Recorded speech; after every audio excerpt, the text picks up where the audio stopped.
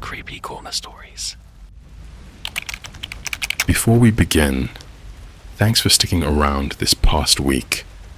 Uploads have been every other day, but that changes now. Starting tomorrow, it's daily stories again. Thank you for your understanding, and let's get into tonight's stories. I want to say thank you to Lisa Collin and Dark Impulse 85.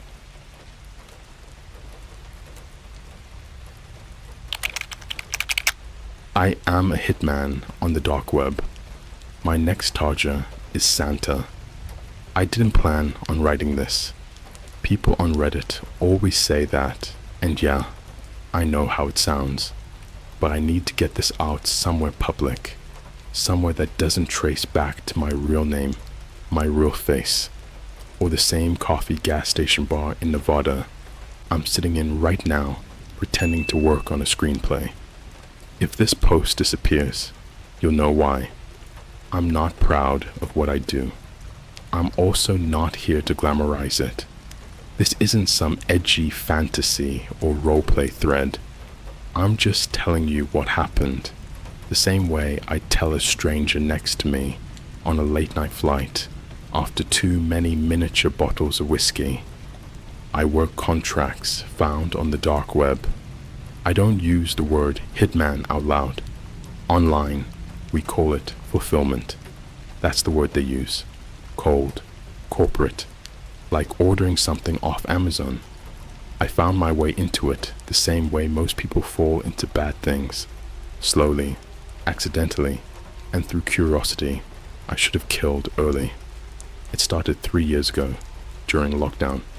Everyone was inside, doom scrolling Twitter, watching TikToks about bread recipes and conspiracies. I was broke, bored, and spiraling. One night, after a YouTube rabbit hole that started with animated horror stories, yeah, the kind with the monotone narration and looping background music, I ended up watching a video about the deep web. The narrator kept teasing it like a cliffhanger, lowering his voice every few seconds, saying things like, "But this is where things get disturbing." I laughed it off at first.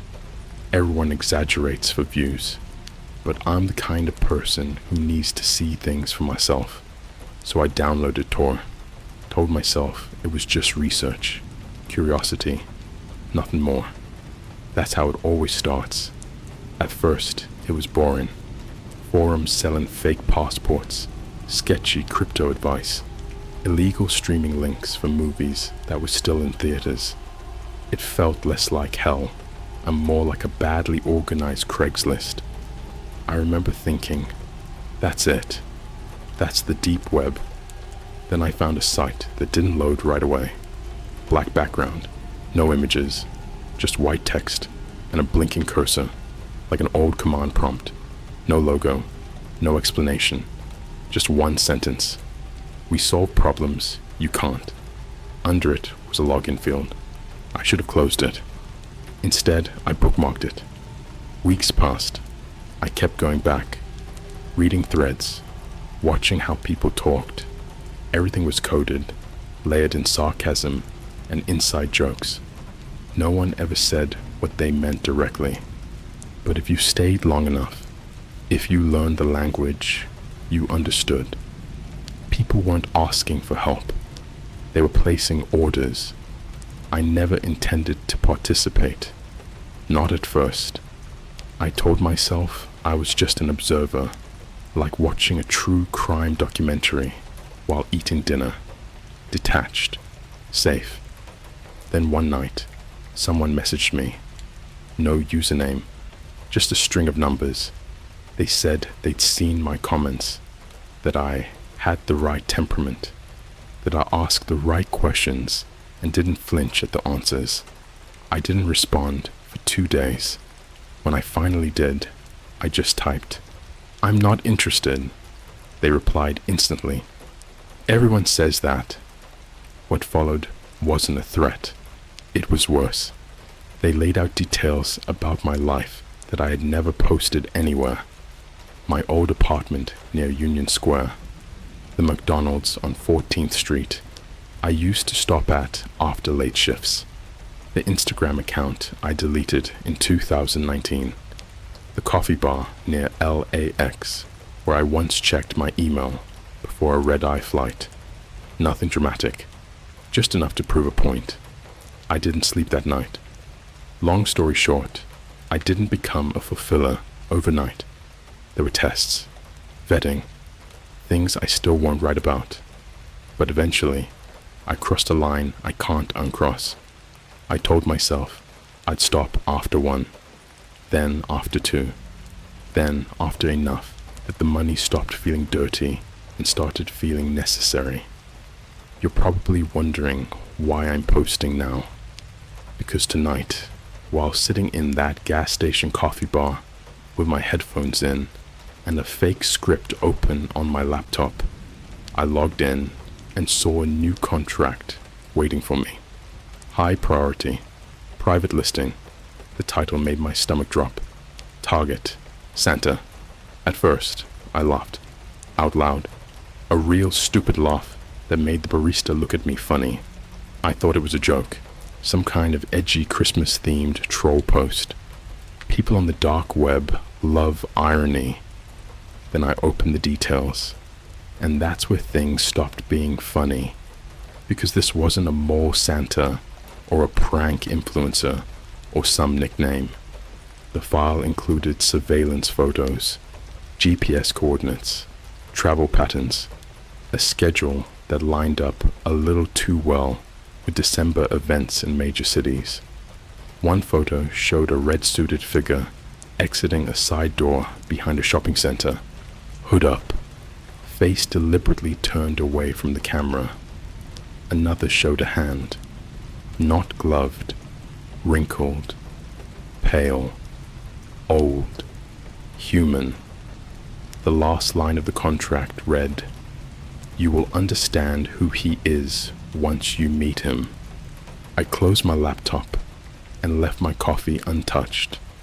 I don't know who Santa is supposed to be.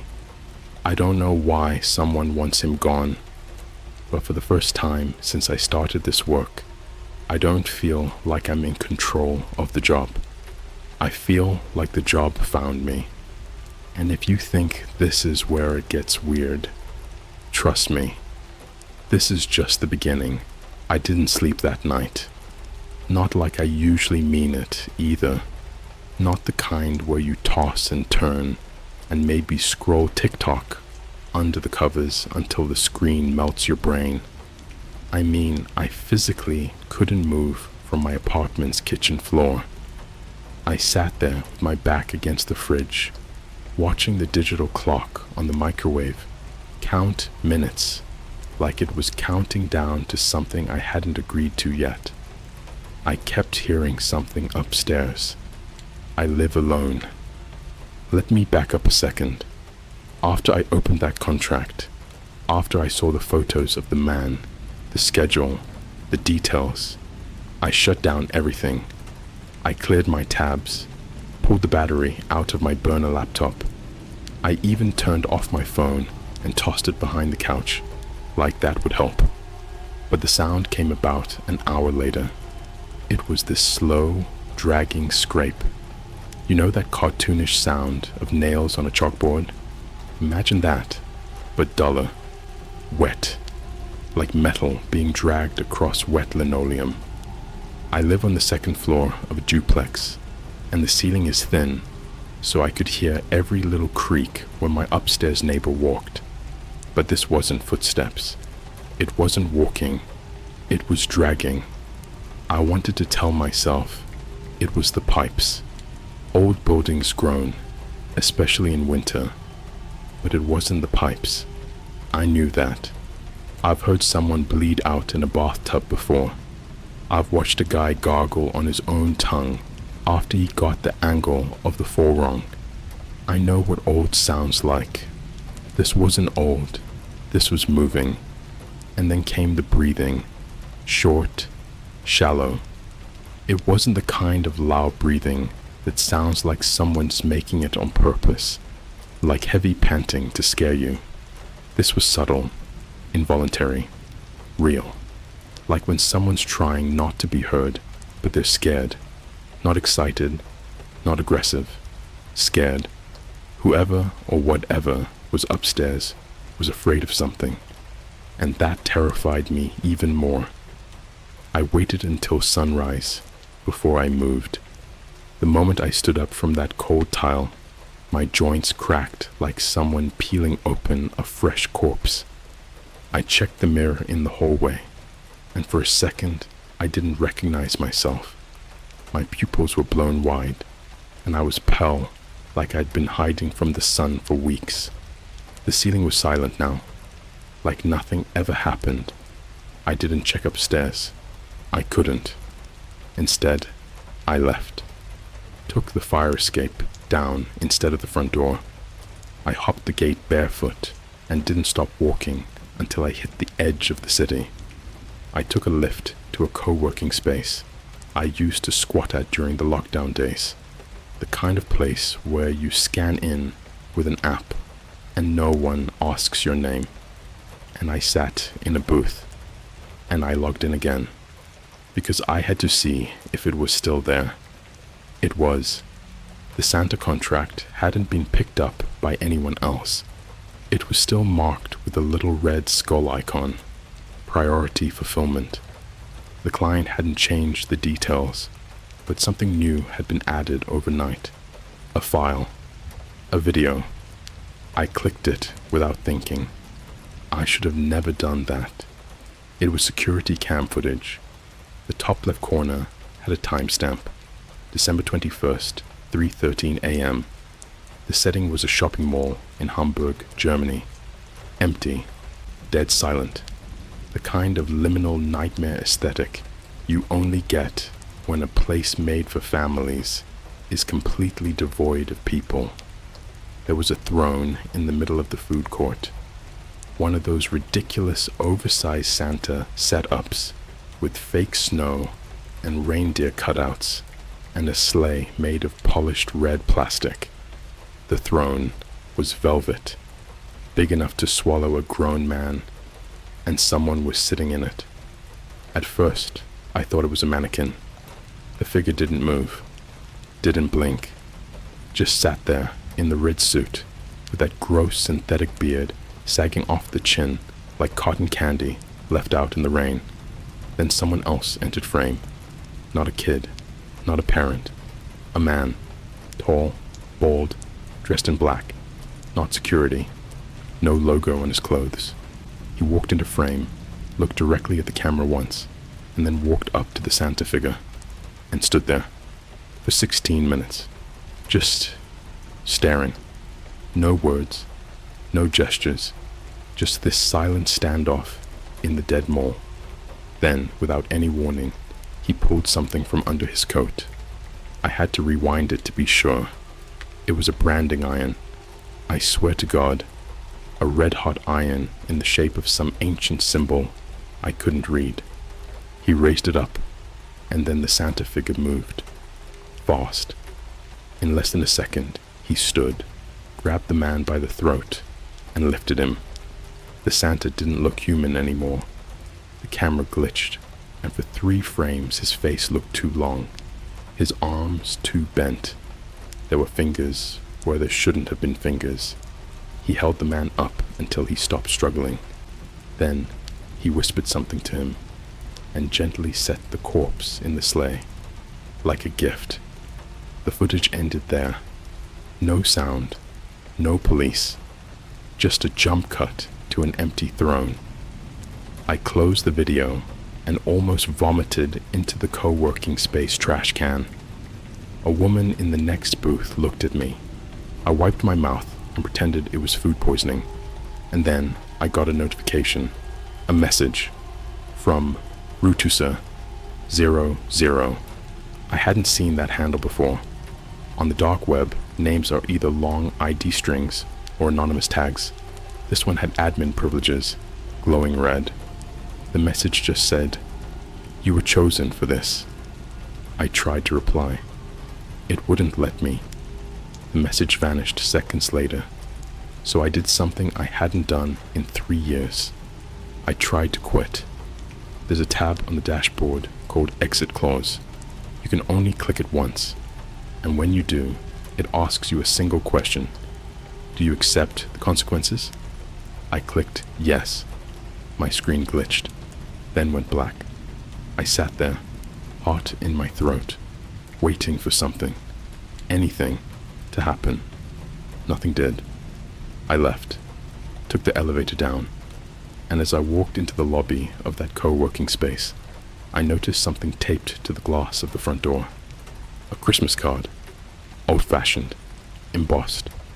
On the front was a smiling cartoon Santa holding a sack over his shoulder, except his eyes had been scratched out with something real, like someone used a key or a bone. I opened it. Inside, in perfect handwriting, was a note. You can't quit Christmas. I dropped the card and walked into the street. I was shaking, cold sweat down my back. I started walking fast, then faster.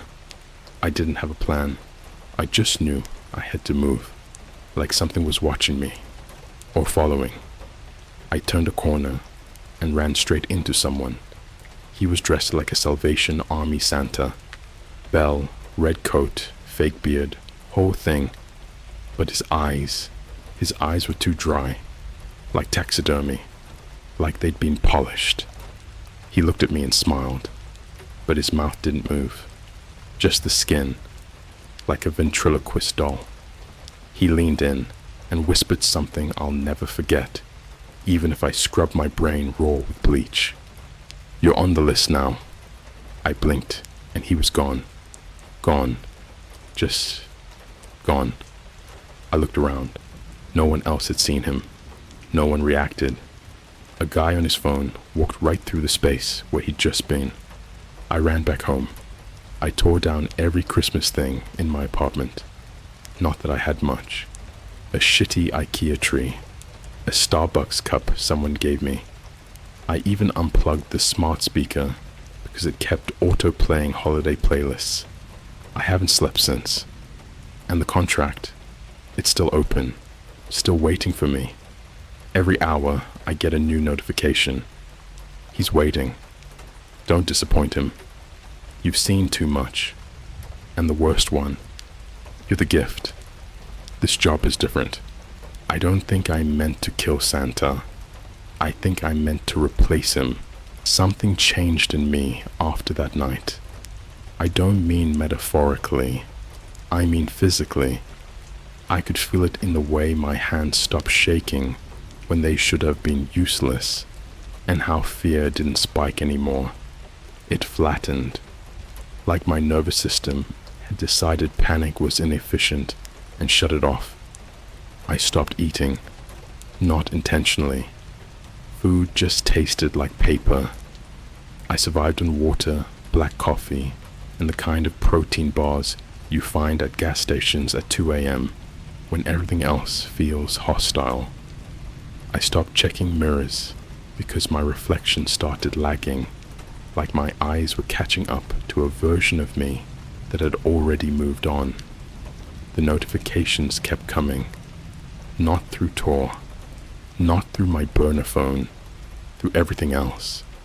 My Gmail spam folder filled with subject lines like "ho ho hold still" and "package in transit." Instagram ads started showing me Santa figurines with the heads cropped out. YouTube auto-played animated horror stories that paused right before the narrator finished sentences, like they were waiting for me to breathe. One video glitched so hard it froze on a single frame. A chimney, black, too narrow, and something inside it, looking out. I smashed my laptop shut and screamed, like actually screamed. The sound came out wrong, hoarse, animal, like it didn't recognize me. That's when the doorbell rang. No one rings my doorbell. I didn't answer it. I sat on the floor with my back against the couch, holding a kitchen knife like it meant anything. The bell rang again. Once, twice, then stopped. I waited 10 minutes, 20, then my phone buzzed. Unknown, contact. Check your doorstep. I don't know why I listened. Maybe because I was already past the point of pretending I had choices. I cracked the door open. There was a box, medium-sized, wrapped in brown paper. No shipping label, no return address. Just my first name, written in red marker, sloppy, like a child learning cursive. Inside was a Santa hat, but not the cheap felt kind. This one was heavy, thick, lined with something that felt like old upholstery. The white trim wasn't synthetic. It was uneven, coarse.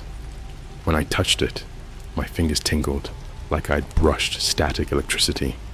There was something sewn into the inside brim. A tag, not a brand. Coordinates.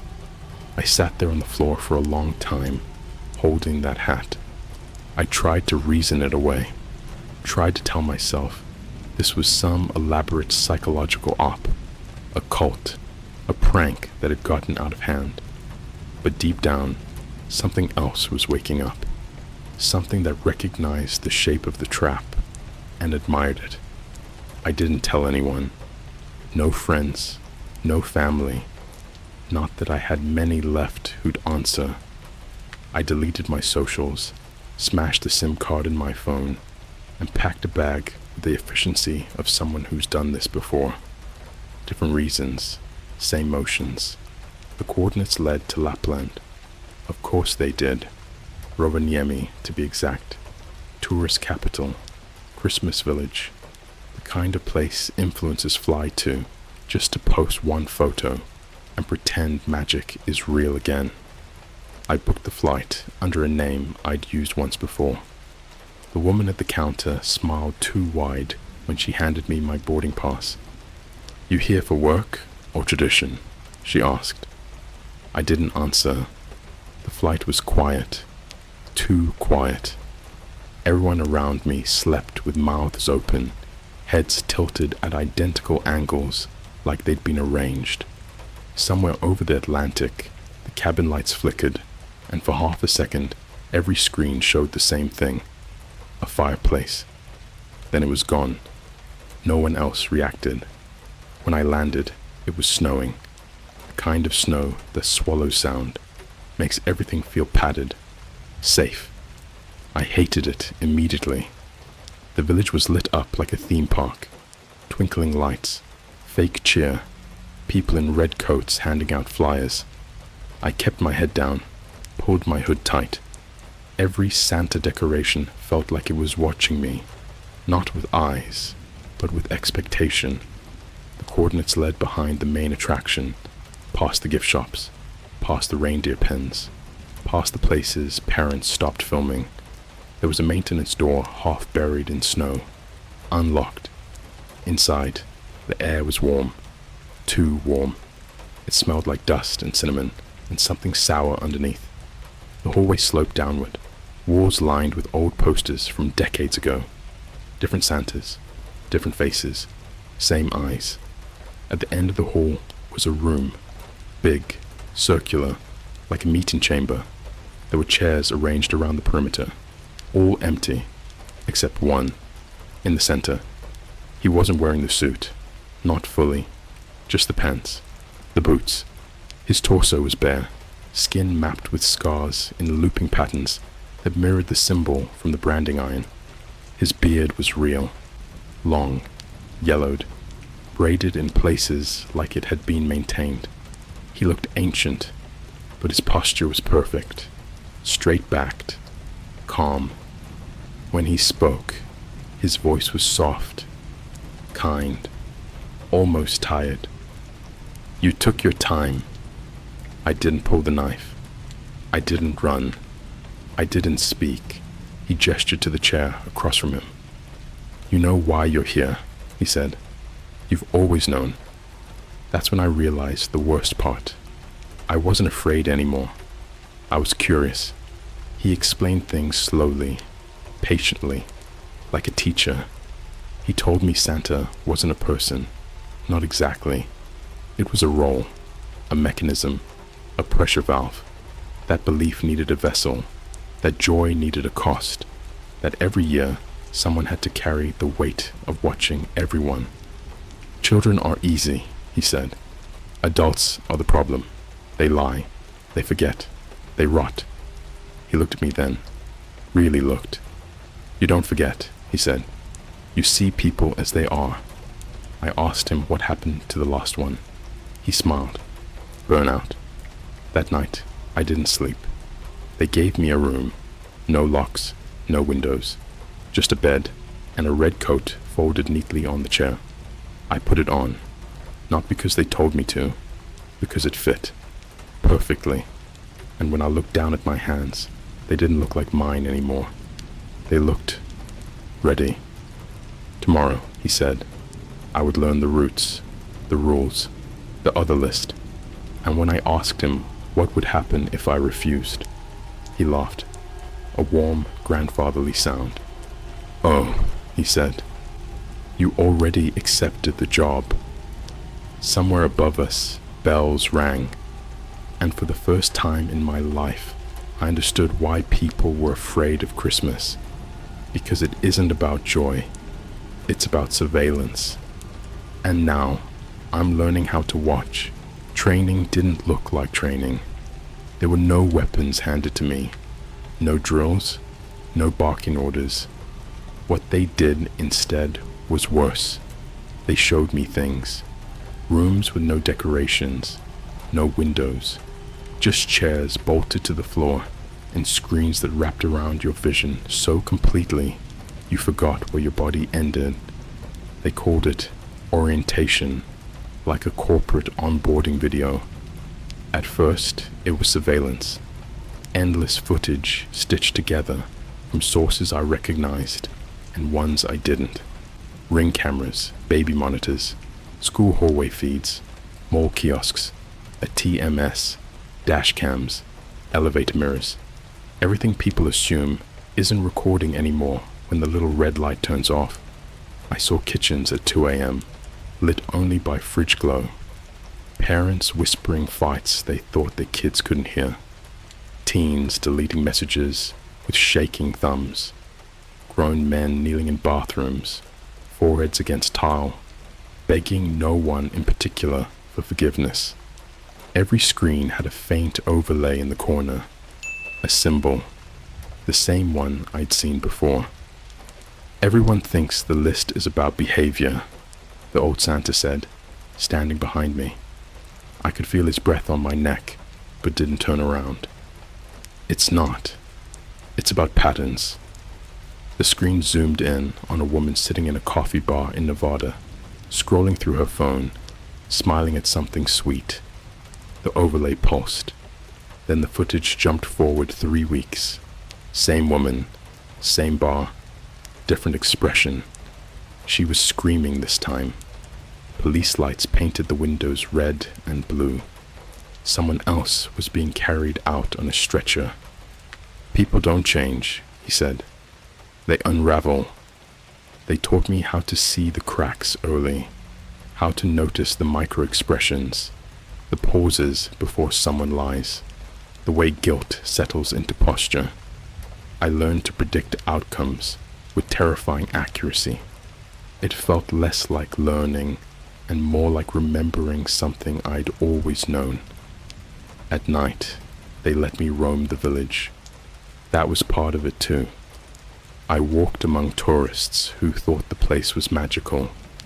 Couples holding hands, kids tugging their parents toward reindeer rides, influencers recording the same fake snow, falling again and again, editing it later to look spontaneous. I could see everything now. The man smiling for photos, while mentally calculating how much debt he was hiding. The mother rehearsing grief she'd need soon. The teenager who kept glancing at the frozen river like it was calling him by name. I started marking them in my head. Not good, not bad, just inevitable.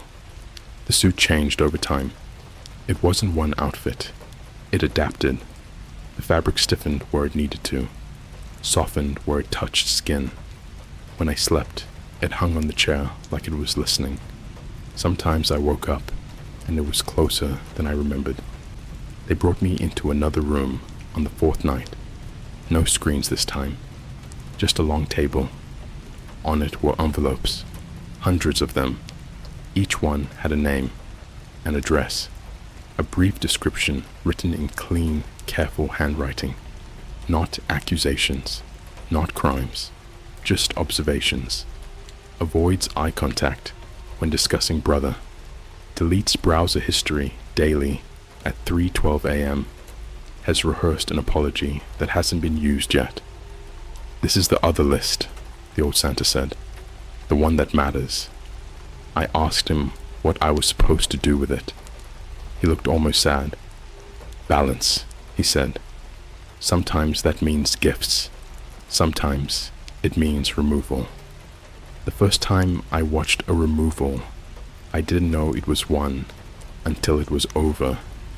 We stood across the street from a suburban house somewhere in the Midwest. Snow on the lawn, inflatable decorations humming softly. The family inside was laughing. The sound carried through the cold air like it always does in December. A man went in through the front door. He came out minutes later alone. Nothing dramatic, no screaming, no sirens. The laughter inside stopped. I waited for the nausea, the guilt, the horror. It never came. What came instead was clarity. I understood then why they needed someone like me. Not because I was violent, but because I could watch without needing to look away. Because I could accept outcomes without pretending there were better ones. The old Santa grew weaker every day. I could see it in the way his hands trembled when he adjusted his coat, the way his voice caught on certain words. He never complained, just smiled and corrected my posture when I stood wrong. One morning, I found him sitting in the central chamber, staring at the empty chair across from his. I dreamed of quiet, he said, without turning. Once. That was the only thing he ever shared about himself. The transfer happened without ceremony. No ritual, no countdown. One moment he was there, the next he wasn't. The suit felt heavier after that. The village changed. Or maybe it was me. People started avoiding my gaze. Children cried when I got too close. Animals wouldn't come near me. Even the bells sounded different. Lower, distorted, like they were echoing through something hollow. I started receiving updates automatically. Not contracts, assignments, cities, dates, coordinates. The dark website went silent. No messages, no dashboards, no exit clause. It was like it had never existed. I realized then the truth that should have terrified me more than anything else. I wasn't working for the system anymore. I was the system. Last night, I checked one of the envelopes out of habit. My name was on it. My address was blank. Under notes, it said, fully acclimated. No longer requires supervision. Believes the role is necessary. I laughed when I read that. A real laugh. Because whoever wrote it was right. And tomorrow night, I'm scheduled to visit a place I recognize. A city where someone once sat in a local coffee bar in Nevada, pretending to work on a screenplay. A place where this story started. If I decide you're still worth watching, I arrived back in the city 2 days ago. It didn't feel like home anymore. Everything looked fake. The streets were the same. The lights, the storefronts, the chain restaurants, the people. But it was all hollow, like the set of a Christmas movie, filmed after hours when the cast had gone home, and the warmth was just a prop. I walked through Times Square, through the crowds snapping selfies under digital billboards that screamed with color but didn't light up the eyes of the people watching them. I passed the Rockefeller tree and didn't even look up.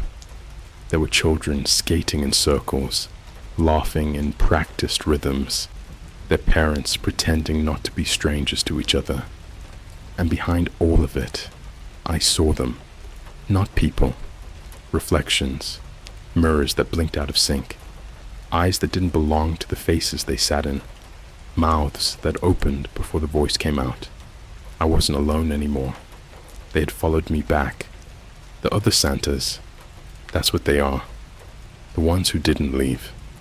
The ones who couldn't leave. The ones whose minds didn't crack, but snapped open and let the cold in like a draft. They're not men. Not really. They wear the same suit, carry the same weight. But there's something wrong with them. They walk the streets during off hours, heads tilted slightly, as if listening to signals beneath the noise of the city. One brushed past me near Bryant Park and whispered something in a voice that didn't have a throat behind it. He's in the chimney. I kept walking. The assignment envelope had no name, just a photo. A girl, maybe 10 years old, face smudged with hot chocolate, eyes glassy, like she'd already seen too much. No address, just a pin on a GPS map. Brooklyn, residential area, tree-lined street, silent. The kind of neighborhood where the silence feels enforced, like even the air has signed an NDA. I didn't go immediately. I waited. I needed to make sure, not of her, of me. You see, I thought I had some piece of myself left, some sliver of resistance, a red light that would flash before I crossed a line. That was the last lie I ever told myself.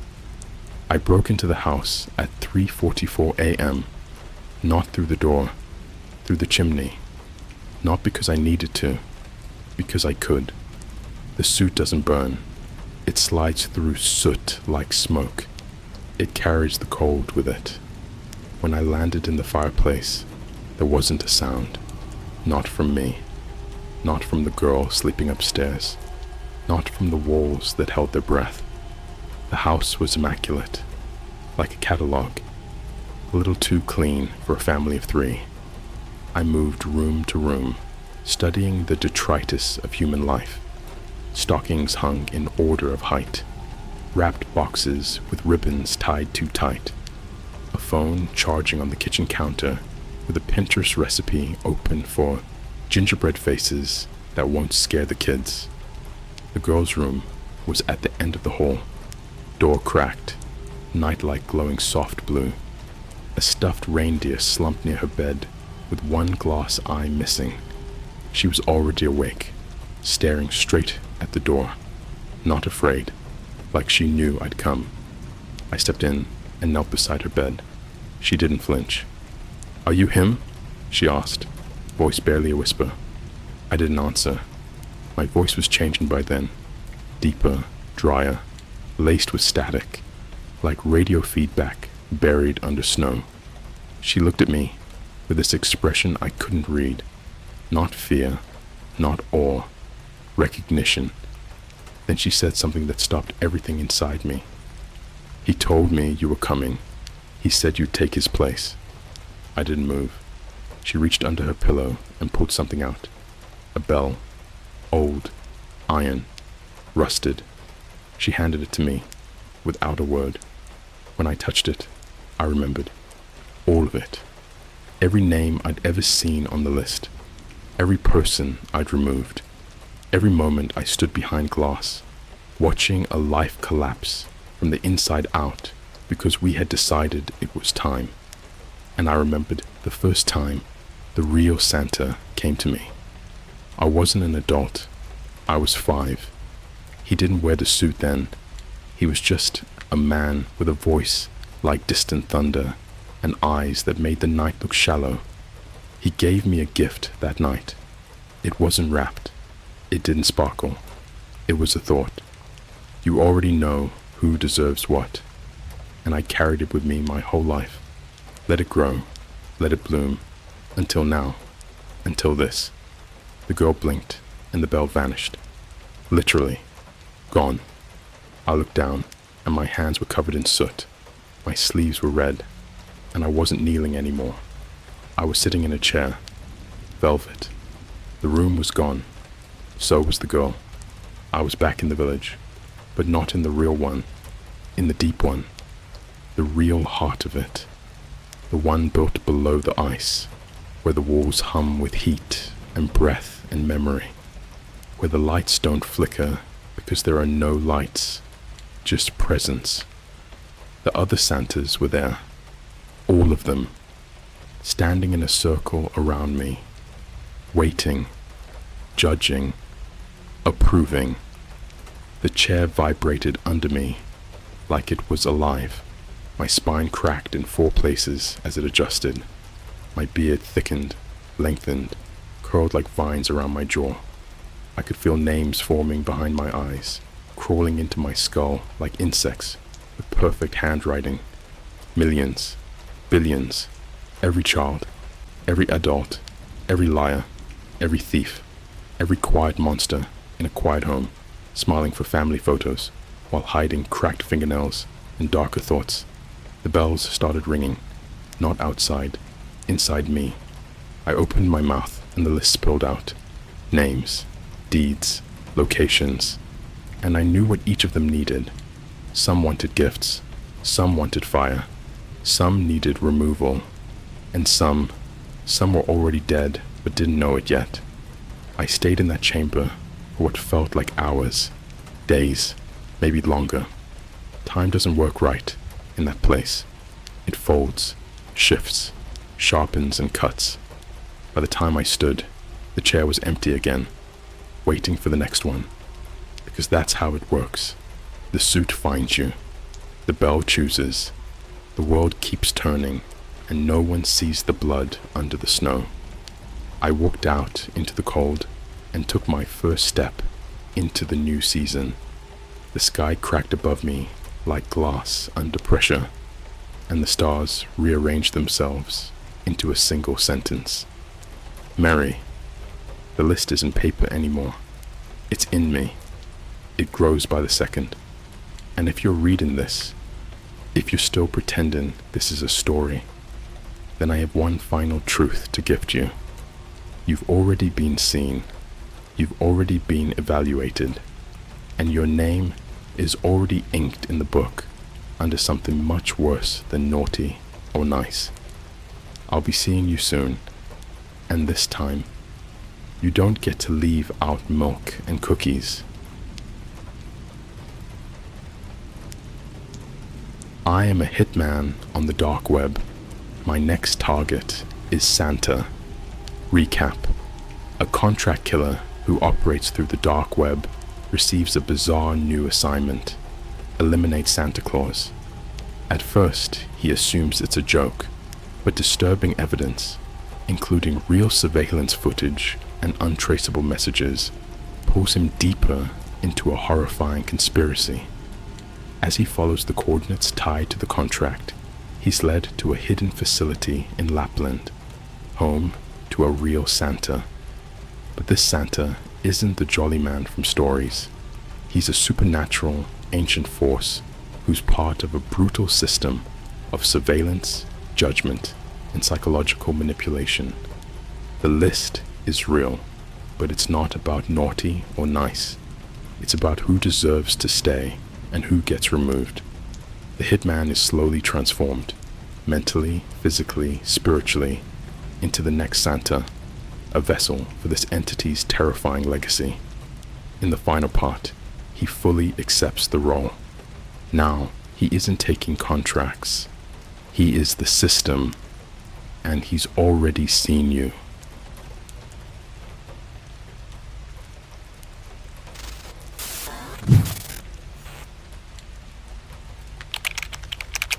I found a signal on my grandfather's ham radio that translates the evening news.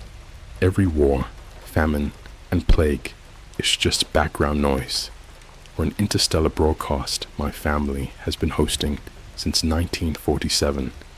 Yo, so this all started last October. And yeah, I know how that sounds already. Ooh, spooky month. But trust me, if this happened in July, it would have been just as messed up. I was crashing at my grandpa's house for a bit. He lived out in a super quiet part of Vermont, real snowy and eerie, like the setting of a Hallmark Christmas movie, except no hot cocoa, no carolers, just static in the trees, and the constant feeling someone's watching you from the edge of the woods. He passed away a couple of months back, which sucked because he was honestly one of the chillest dudes I ever knew. Ex-military, shortwave radio nerd, always told me stories about Cold War code breakers and frequencies no man should ever hear.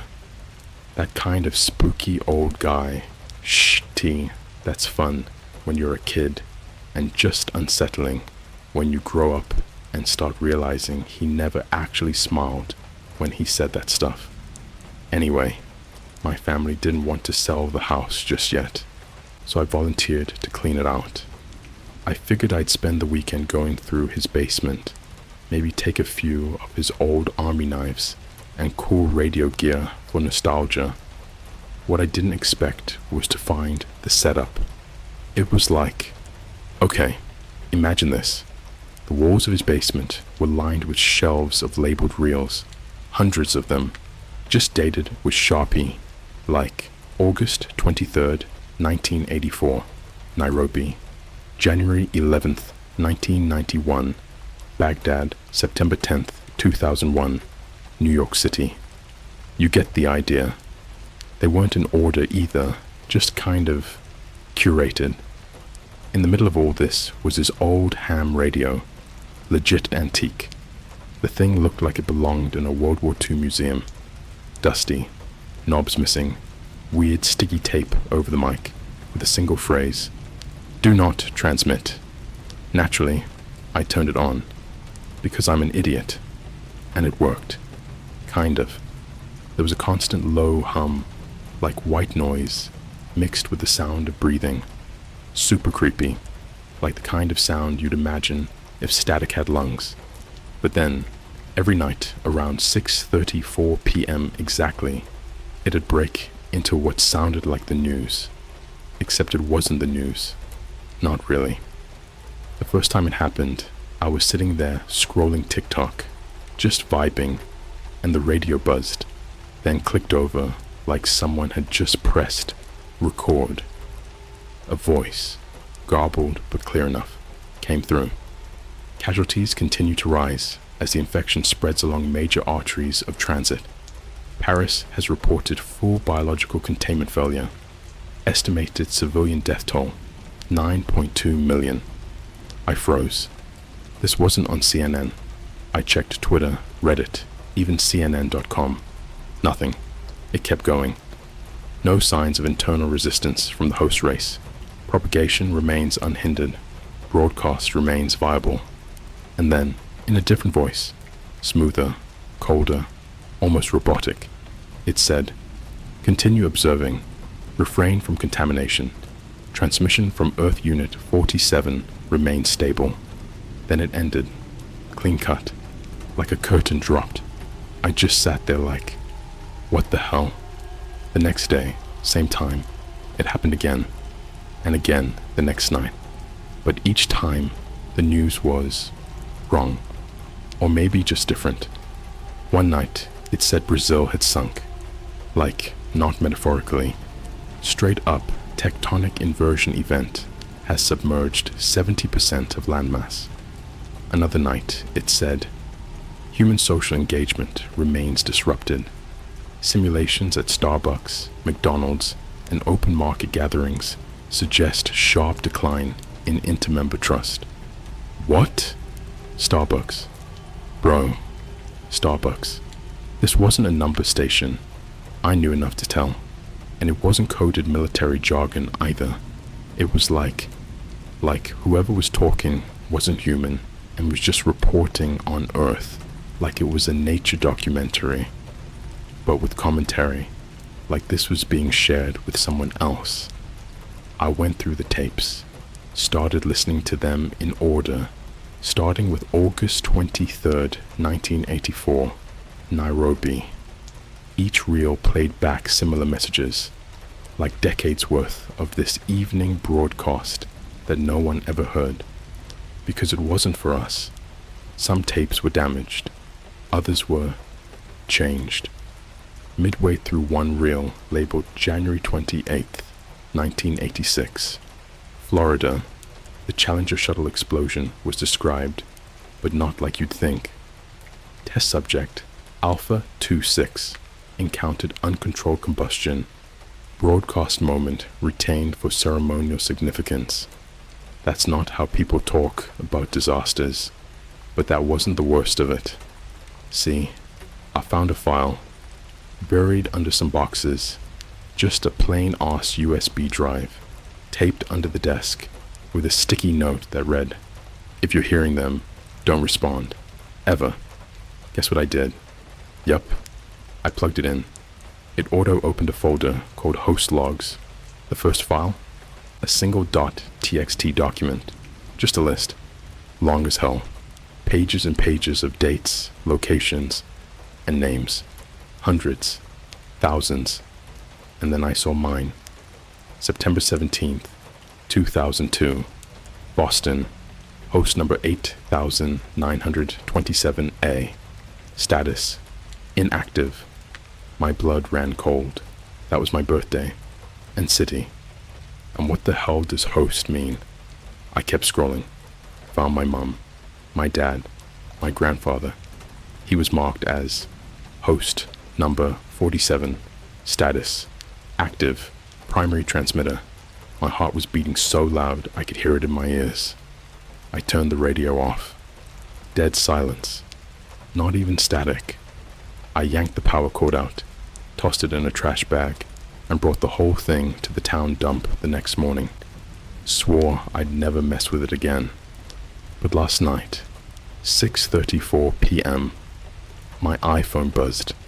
AirDrop request. Connection attempt from host number 47. My phone wasn't on. Bluetooth was off. No Wi-Fi. No SIM. The message popped up anyway. Unit 47 reassigned. Welcome to transmission duty. My phone hasn't stopped buzzing since. I didn't sleep after that AirDrop notification. I didn't even lie down. I just sat on the edge of my bed with my phone face down on the carpet, like it was a venomous spider that might leap if I looked at it wrong. Every few minutes, it vibrated anyway. No notifications, no screen light, just that dry, insect-like brrt against the floorboards. At 6:34 p.m. the next day, the vibration stopped. That scared me more than when they started. I was at a McDonald's off Route 7 when it happened.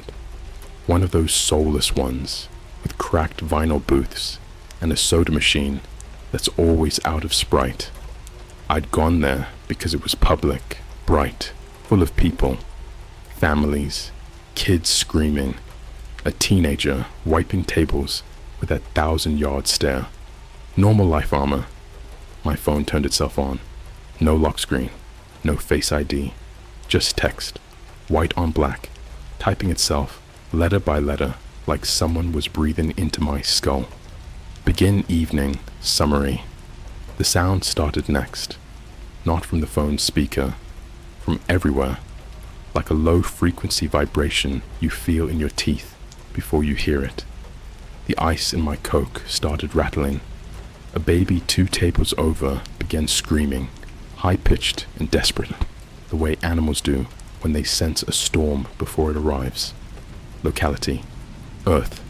Observer: you. I stood up so fast my tray flipped. Fries everywhere. No one noticed. That's the part that still messes with me. No one reacted. It was like I was suddenly out of phase with reality, half a second ahead or behind. Global conditions: acceptable. Acceptable. My phone showed live footage, not video exactly, more like compressed perception. Rapid flashes of places I recognized instantly because you can't not recognize them. Times Square, but empty. LED screens still looping ads to no one. The Eiffel Tower at night, lights on, streets below, flooded knee-high with dark water that moved wrong, like it had weight. A Starbucks in Tokyo, where every chair was overturned, drink still warm, foam slowly collapsing in cups. Then something worse, a bus interior. I knew this one. Blue seats, Korean signage, Seoul. The feed zoomed in on a man standing in the aisle, mid-30s, office clothes, blood on his collar, but not splattered, smeared, like he'd wiped his hands there absent-mindedly. He was smiling directly at me. Anomalous behavior detected human subject displaying awareness. The man tilted his head. On screen, his mouth opened, and my phone spoke in his voice. Found you. The feed cut. The McDonald's lights flickered. Everyone froze for just a fraction of a second, enough for me to notice. And then reality snapped back like a stretched rubber band. Noise rushed in. A kid laughed. Someone yelled about fries on the floor. My phone was off again. I ran. I didn't go back to my grandpa's house. I didn't go home. I checked into a cheap motel near the interstate, the kind where the ice machine screams like it's being tortured. I paid cash. I unplugged everything, TV, lamps, clock. I wrapped my phone in a towel and shoved it in the bathroom drawer. At 6:34 p.m., the ice machine stopped screaming. The walls started humming. Not loud, subtle, like someone dragging a wet finger around the rim of a glass. The sound crawled through the mattress springs and into my bones. From the bathroom drawer, resistance noted, I screamed. I won't dress it up. Full animal panic scream, the kind you don't plan. The drawer slid open by itself. My phone floated out, not levitating, dragged, slow and jerky, like it was being reeled in by invisible fishing line. The screen lit up, brighter than it should have been, casting that sickly glow on the peeling wallpaper. Host, 47. Decommissioned succession. Complete images flooded the screen again. Faster this time. No landmarks, no wide shots. Just close-ups. Hands. Human hands. Some shaking. Some steady. Some holding weapons. Faces pressed against glass. Eyes bloodshot. Mouths open in silent pleas. A suburban kitchen. A knife left on the counter. The camera lingering. Anticipating. Background noise. Increasing. That's when I understood. Finally. Wars. Plagues. Murders. Disappearances. None of it was the program. It was interference. Background noise bleeding into a much larger signal. The real broadcast wasn't about events. It was about reactions, fear curves, panic thresholds, how far you can push a species before it fractures into useful pieces. My phone chimed. A new app installed itself. Evening summary, host mode. A prompt appeared. Report local anomalies. I didn't want to. God, I didn't want to. But my hands were already moving. I typed about the McDonald's, about the baby screaming, about the man on the bus in Seoul who saw me through the feed. Each time I submitted, the phone pulsed warm, like a living thing satisfied with a good meal. Data, valuable, continue. Something knocked on the door. 3 slow knocks, the kind that assume you'll answer. Through the peephole, I saw the motel manager, or what I thought was him. Same uniform, same mustache, but his eyes were wrong, too reflective, like animal eyes caught in headlights. Behind him, the hallway bent, not metaphorically, physically.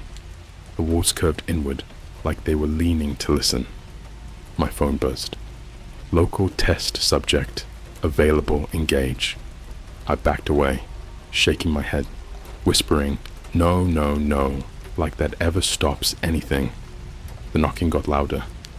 Sir, the thing outside said, voice slightly delayed from the movement of its mouth. We received reports of interference. The door handle turned. My phone typed by itself. Engagement confirmed. I don't remember opening the door. I remember the sound the hallway made when it corrected itself, like bones popping back into place.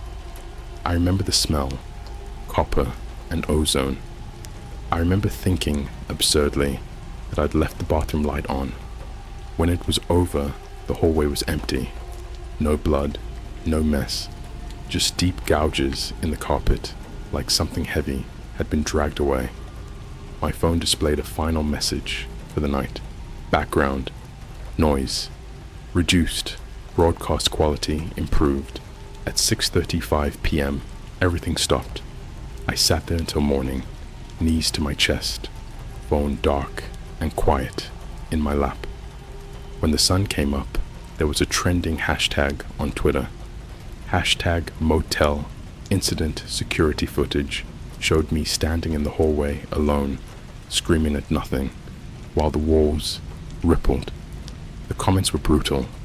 Memes, jokes, people calling it fake, background noise. At 6:34 p.m. tonight, the phone vibrated again. Prepare for wider distribution, and this time, the observer list wasn't empty. The first thing I noticed was that the word felt louder, not in a sound way, in a signal way, like reality itself had been overclocked and was now bleeding information from every seam. Billboards felt like they were watching. Notification sounds from other people's phones made my skin prickle, each one a reminder that I wasn't the only endpoint anymore, because that was the message I woke up to. Not a vibration, not a buzz, a calm, administrative ping inside my skull, like a calendar reminder you forgot you set. Distribution, phase, initiated host network expanding. I didn't check my phone right away. I'd learned that lesson. Instead, I went outside. Morning traffic, people on their phones, earbuds in, scrolling through feeds, laughing at stuff that would feel disgusting in a few hours. I tried to tell myself I was still human, that whatever I'd done in that motel hallway didn't mean anything cosmic. Trauma does weird stuff to your brain. That's what therapists say on YouTube shorts. Then a woman across the street locked eyes with me. She froze mid-step, coffee cup hovering inches from her mouth. Her pupils dilated like a camera aperture opening too wide. She whispered something. I couldn't hear it over the traffic, but my phone, still in my pocket, translated it perfectly. I can hear the summary. She dropped her coffee and ran into traffic. No one screamed when the car hit her. No screech of brakes. Just a dull, unreal thump, like someone dropping a mattress. Traffic flowed around her body like water around a rock. Drivers annoyed. Horns honking. Background noise. My phone finally activated. A new interface now. Clean. Minimal. Corporate friendly. Like something Apple would keynote with a smile. Host dashboard. There were metrics, awareness, spikes, fear, density, signal, clarity. A map pulsed red in places I recognized from the reels my grandfather kept. Cities, transit hubs, places where people disappear without it making the news for more than a cycle. One dot blinked urgently. Connecticut. I didn't choose to go there. That's the part that scares me the most. The lack of choice. One moment, I was standing on a sidewalk. The next, I was on a Greyhound bus headed south. Ticket already paid for. Seat already assigned. Across from me sat a teenage girl live streaming to Instagram. Guys, she laughed. This bus is so sketchy. I swear, if I get murdered. Her chat exploded with laughing emojis. Her phone flickered. Just for a second. Long enough for the stream to freeze on her face, mouth open, eyes wide. She slowly turned to look at me. "Do you hear it, too?" she asked. The bus lurched.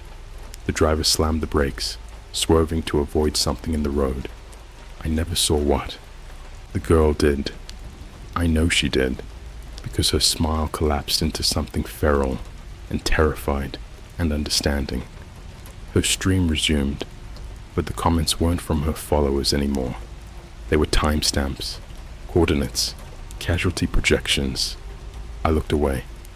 The bus terminal in Connecticut was attached to a Dunkin' Donuts. Pink and orange signage, glowing like a cheap altar.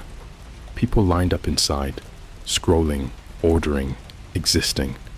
Under the Dunkin' was the bunker.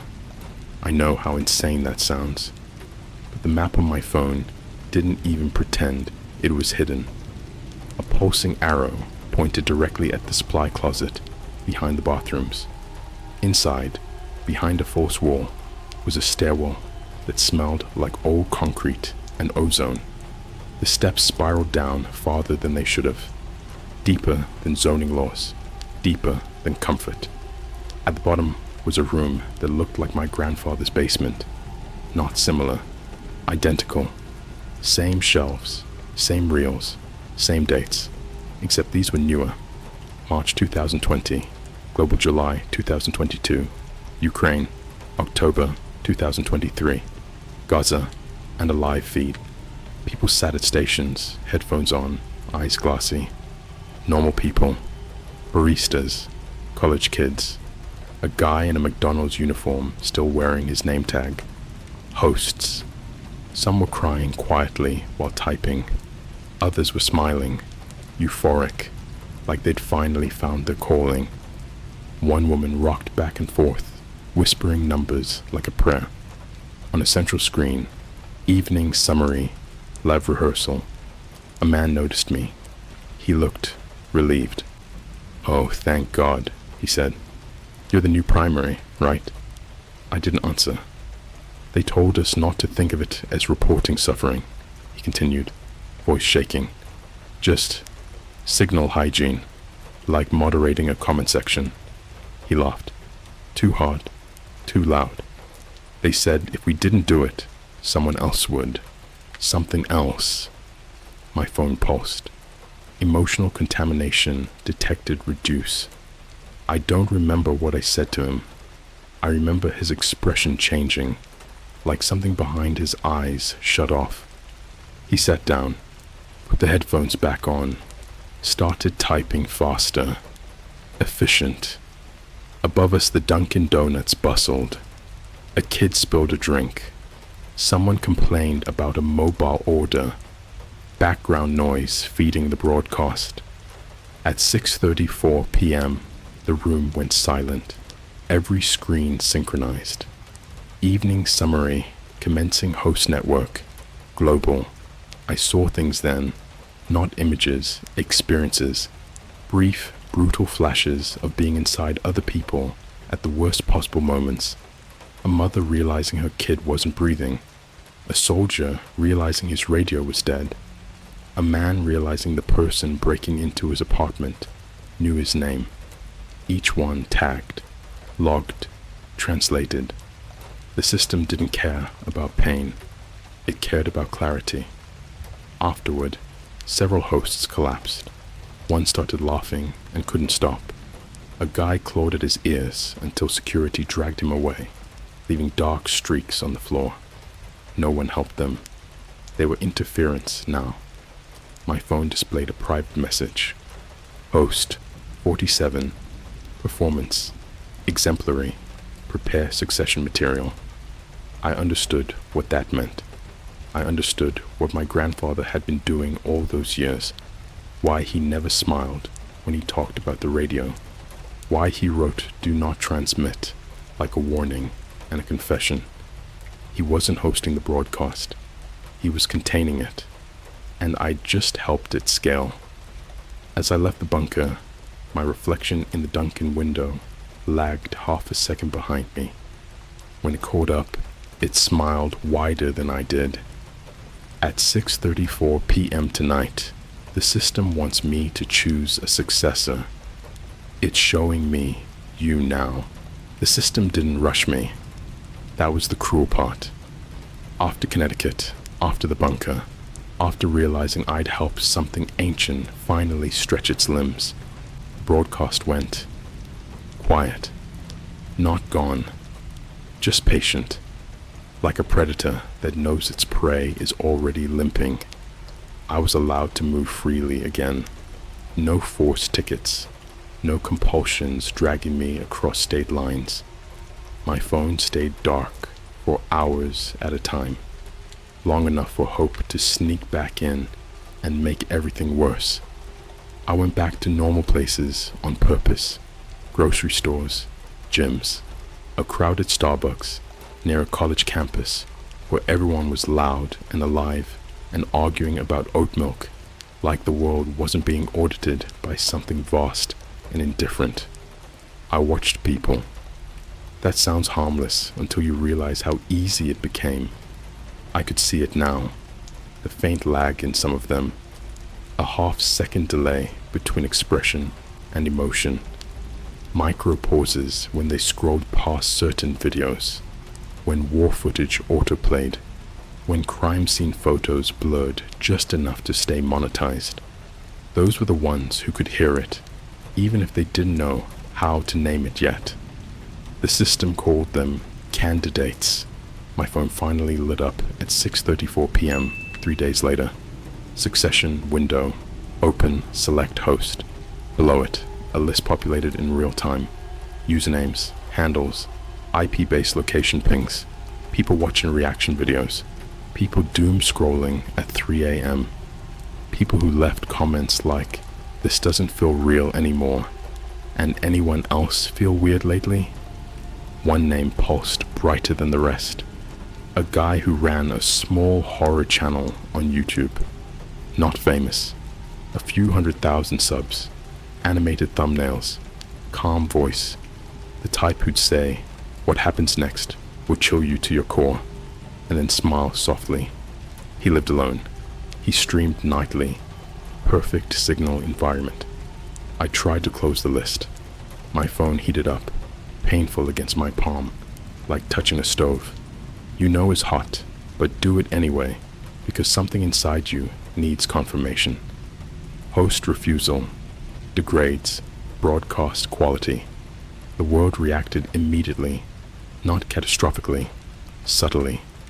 A woman in the Starbucks line fainted. No warning. Just folded. Hit the floor hard. People screamed. Someone filmed. Someone else stepped over her to get their drink because it was already paid for. Background noise spiked. I stumbled outside, gasping like I'd been underwater too long. That's when I realized the system wasn't punishing me. It was demonstrating cost. I ran. I don't remember where. Down streets, through crowds, past storefronts flashing headlines about things that felt rehearsed now. Every screen, every notification tone felt like it was clearing its throat, waiting for me to do my job. I ducked into a movie theater. Big one. Disney movie playing. Families everywhere. Bright colors. Safety. The trailers rolled. Halfway through one, the sound cut. The screen didn't go black. It zoomed in instead. Not digitally, physically, like the image was leaning toward us. A low-frequency hum filled the room. Parents shushed their kids, annoyed. Then the captions appeared. Evening summary, localized test. The audience laughed, thought it was part of the promo. The footage shifted. A familiar fast food counter, a familiar coffee shop, familiar streets. Not places that were destroyed, places that would be. A man a few rows down from me stood up, shaking. "Turn it off," he whispered. "Please." The screen lingered on his face. Awareness confirmed. He screamed when the sound came back. Not loud, but layered, like dozens of whispers stacked just out of sync, all saying the same thing. Background noise, background noise, background noise. People started panicking then. Ushers ran in. Someone pulled the fire alarm. The screen finally went dark. My phone buzzed. Host compliance. Restores stability outside. Emergency vehicles screamed past. Someone trampled a kid in the rush to get out. Someone else filmed that too. I understood. The broadcast didn't need war, didn't need plagues. Those were just efficient. What it needed was participation. A willing human hand on the dial, deciding which screams mattered and which blended into static. Back in my motel room, a different one, further north, I finally clicked the pulsing name, the YouTuber. The system guided me gently. No force now, just instructions, like onboarding for a new job. I was to make contact, plant curiosity, nudge, not shove. I watched his stream that night. He talked about analog horror, about number stations, about how some signals feel like they're meant for someone, not everyone. His chat scrolled fast. I typed once. Just once. Have you ever heard something respond when you weren't broadcasting? He paused, smiled a little too tight, said, "That's a weird question." His stream dropped exactly at 6:34 p.m. My phone chimed, warm and approving. Succession in progress. Do not interrupt. I didn't sleep. I watched his channel obsessively, refreshing, waiting. At 6:34 p.m. the next day, he uploaded a video he didn't remember recording. In it, he stared directly into the camera and said, "I think I found something that's been hiding in the noise." The comments went wild. So did the metrics. The broadcast clarity improved across 3 continents. I felt it like a drug. That's the part I don't want to admit, but I won't lie now. It felt good, useful, necessary. At 6:34 p.m. tonight, the system says the succession will complete. After that, I'll be allowed to step back, to become background. But there's a problem.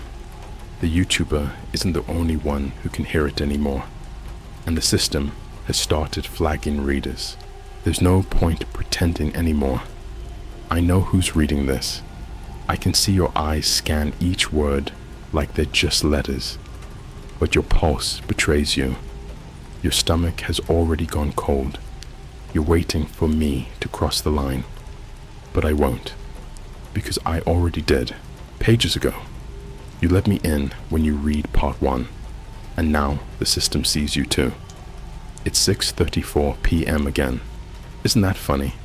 It always is, every night. That same second when the world bends inward like a lung collapsing in on itself. When the edges of every normal place start to blur. When broadcast time begins and no one hears it but the ones who've already been marked. They scream about their phones glitching, TVs flickering, cars stalling at green lights, loved ones speaking in voices not quite their own. But that's not the broadcast. That's just signal leakage. The real transmission happens in silence. It's what you feel behind your spine when the house gets too quiet. It's the reason your dog suddenly growls at the empty hallway. It's why every live camera feed pauses just a little too long on the frame before a tragedy. It's why you're still reading. After the succession finalized, I was supposed to fade out. That's what the system promised, that I'd done my duty, that the noise would no longer need me.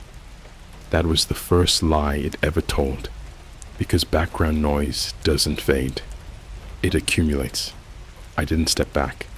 I stepped down into something deeper, not even a layer beneath, a place adjacent, between walls, between frequencies, a coil of constant signal, twisting tighter every hour. Now I hear it all, not just the summary, not just the host transmissions. I hear the raw feed, all of it. I hear the 911 calls that never get logged, the deaths no one reports, because they don't make sense. I hear hospitals go quiet before every code black. I hear rooms full of children chanting things they don't understand during lockdown drills.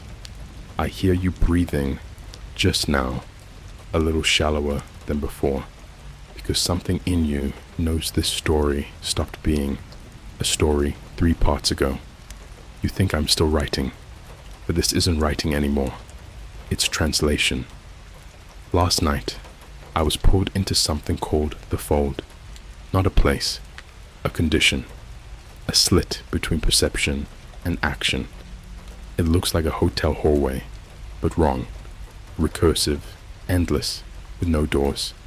Just wallpaper that moves slightly if you look too long, like something underneath it is breathing with its own lungs. The carpet is dry and gray, but smells like wet dog and formaldehyde. In the fold, the signal is clearer than anywhere else. There are others here, not people, not anymore. Former hosts, former viewers, former readers, all standing, facing the walls, whispering the same numbers over and over in different orders. Their mouths don't sync with the words. Some don't have mouths anymore. The system uses them like repeaters. Each whisper is a sub-transmission.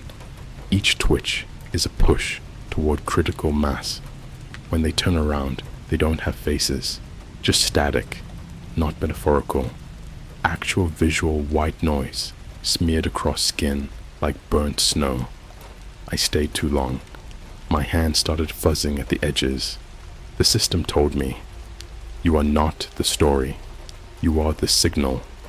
When I tried to scream, the sound came out backward. I clawed my way out by thinking of you. Yes, you, the reader, the listener, the observer, the one whose eyes decode symbols into meaning, the one whose body reacts even when the mind pretends it's just fiction, because you are the perfect receiver, better than I ever was. Your mind is ripe for induction. You've made it through 4 transmissions without losing clarity. That's rare. Most lose coherence halfway. They blink too long. They forget to breathe. They taste copper. They don't make it here. But you're still here, reading, watching, absorbing. Here's how the system finishes a cycle. It doesn't end the story. It spreads it. A signal that doesn't transmit dies in silence, but a signal that lives in memory, that infects. It makes its home behind your thoughts. It turns every news story uncanny, every coincidence sinister, every silent moment loud. So let me tell you how this ends. Tonight, at 6:34 p.m., your phone will buzz. No number, no screen, just a notification you won't be able to clear. It will say, "Evening summary, pending, awaiting local host confirmation." You'll think it's a glitch, a pop-up, a prank, until it happens again. Same time, same message. Every night, you'll start hearing it in places you shouldn't. The freezer aisle at Walmart, the gap between Spotify songs, the brief flicker of static when your friend FaceTimes you and they don't move for 4 seconds too long. You'll try to talk about it, but your words won't land right. You'll sound paranoid, sleep deprived. Maybe you are. Until one day, the summary arrives early, not at 6:34, not even on a screen, but through a voice, your own. And you won't be speaking English anymore. You'll be broadcasting, and when you do, when you whisper the summary into the ears of someone who isn't ready, whose mind can't buffer it the way yours did, they'll seize, they'll twitch, they'll listen, and the system will expand. So yeah, that's the story. Not a twist, not a jump scare, not a reveal, just a transmission. And now you've heard it too, which means, welcome, host 13,318B. Your first summary begins in 3, 2, 1. Short recap of the story. The narrator discovers that his grandfather's old ham radio wasn't just picking up strange signals. It was part of a decades-long system translating human suffering into data for a non-human broadcast. Wars, disasters, murders, and social collapse aren't random tragedies. They're treated as background noise for an interstellar transmission studying humanity. After his grandfather's death, the narrator accidentally reactivates the system and is marked as a new host. Through phones, radios, social media, and public screens, the broadcast begins to bleed into everyday life. Normal places, fast food restaurants, movie theaters, bus stations become testing grounds where fear, panic, and awareness are measured and refined.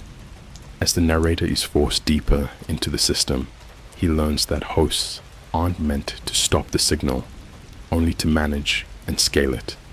The broadcast requires human participants to interpret, curate, and spread it. Attempts to resist cause reality to destabilize, harming innocent people instead. By the end, the narrator realizes the final stage isn't transmission through machines, but through people. The story itself becomes part of the signal, turning the reader into the next potential host. The horror isn't a single monster or event. It's the idea that humanity's suffering is just data, and awareness is the infection that keeps the broadcast alive.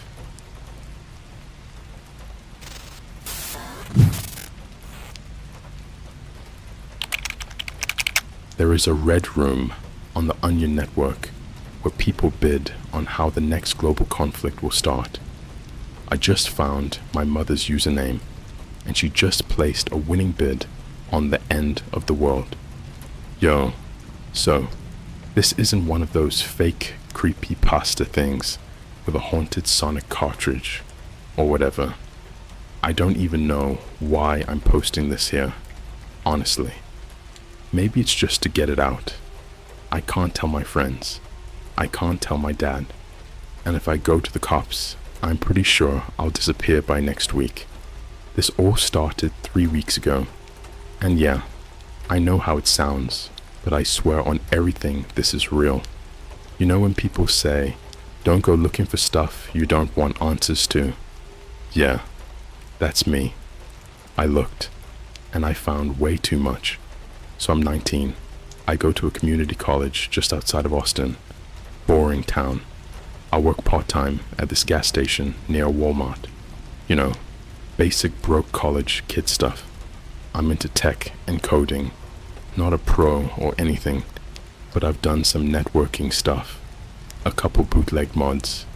I used to play around on tour when I was 15, thinking I was edgy. Never bought anything, but I liked exploring.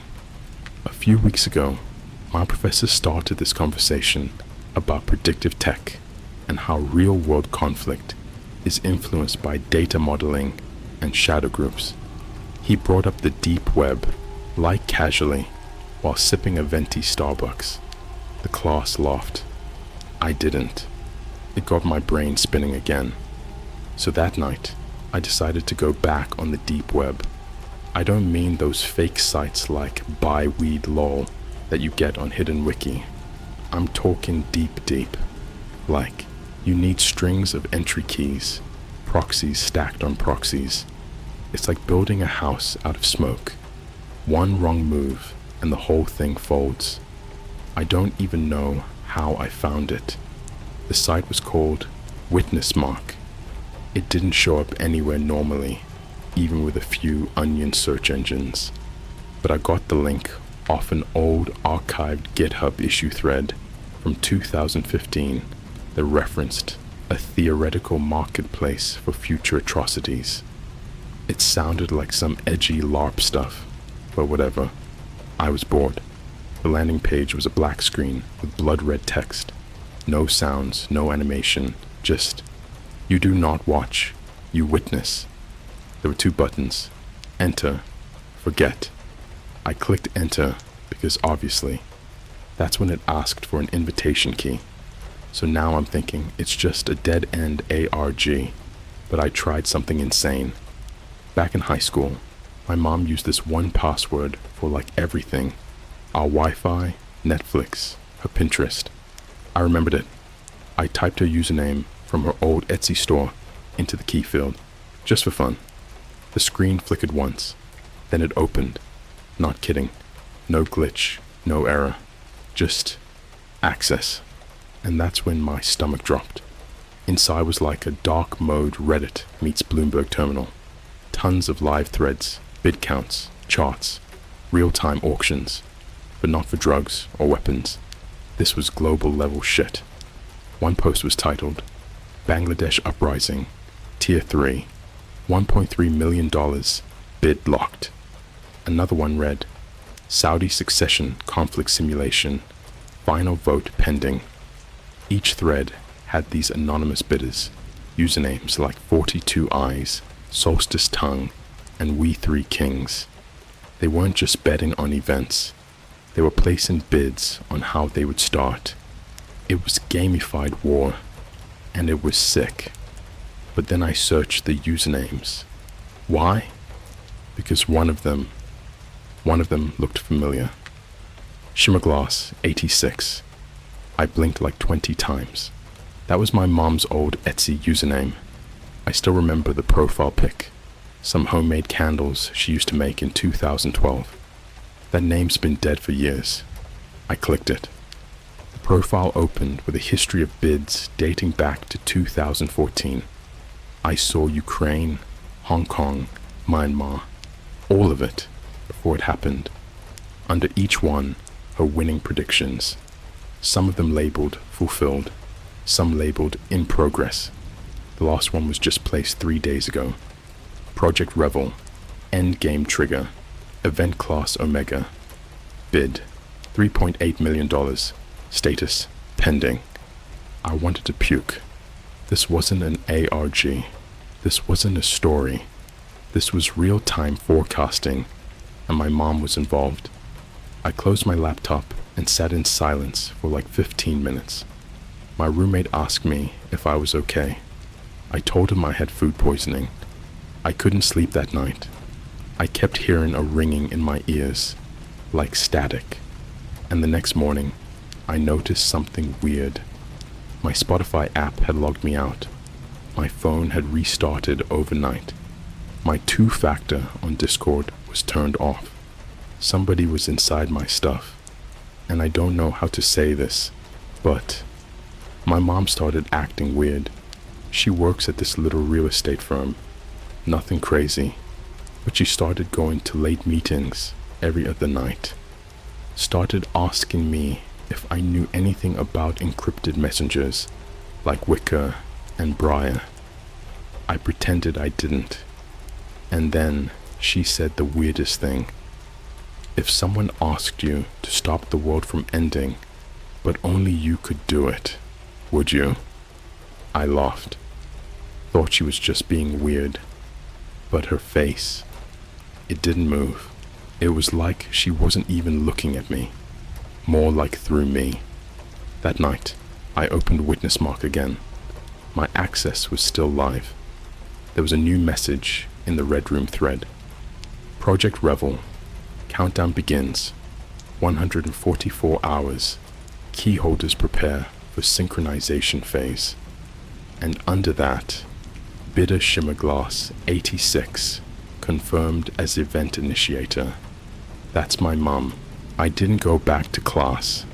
I didn't go to work. I didn't even open Instagram, which should tell you how bad things were. Because doom scrolling is basically my coping mechanism. I stayed in my room with the blinds half closed, watching sunlight crawl across the wall like it was trying to escape. Every notification sound made my heart kick like a trapped animal. Witness Mark stayed open on my laptop. I don't know why I didn't shut it down. Curiosity doesn't even cover it. It felt more like obedience, like once you've seen the door, pretending it doesn't exist feels illegal. The site had changed overnight. Before, it was all auctions and threads and clinical language. Now there was a timer at the top of every page, pulsing in red. 1:43:17:09. Under it, a new tab had unlocked for me. I swear, it wasn't there before. Synchronization phase. Viewer. Access enabled. Viewer. Not participant. That word mattered. I clicked it. The page loaded slowly, like it was heavy.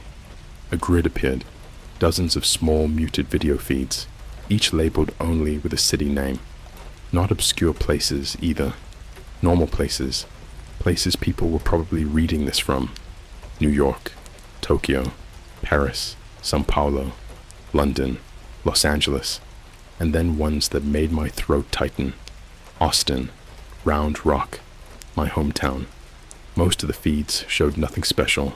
Streets, cafes, a McDonald's drive-thru with a line of cars, a Starbucks where a barista laughed while handing over a drink. It looked like security camera footage, but cleaner. Too clean, like the cameras were invisible, floating just above eye level. In the corner of the screen, a chat scrolled endlessly, not like Twitch chat, slower, intentional. 42 eyes, baseline behavior, stable, solstice tongue, noise levels, optimal. We three kings, initiate micro-stresses. Micro-stresses? I watched as one of the feeds, somewhere in Berlin, jerked suddenly. The camera didn't move, but the scene changed. A cyclist swerved and crashed for no obvious reason. People rushed in, shouting.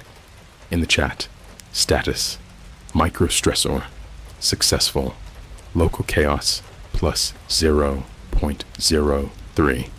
My hands were shaking. This wasn't betting. This wasn't prediction. This was rehearsal.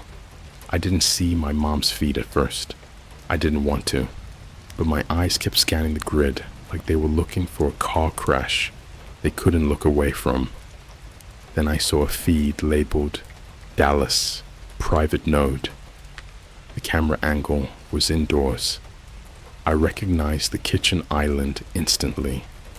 The chip corner, the stupid fruit bowl we never used, the fridge covered in magnets from places we never actually visited. My house. My mom was standing there, barefoot, wearing that gray sweater she always wore when she couldn't sleep. She wasn't doing anything threatening. She was just listening. There was a small earpiece in her ear, almost invisible. Her posture was straight, calm, like she was waiting for instructions from God. I felt something break in me then, not loud, just a quiet snap. The chat exploded when her feed came into focus. Admin, initiator online. Admin, synchronization, entering, phase. To admin, all nodes observe. A new panel slid open on my screen.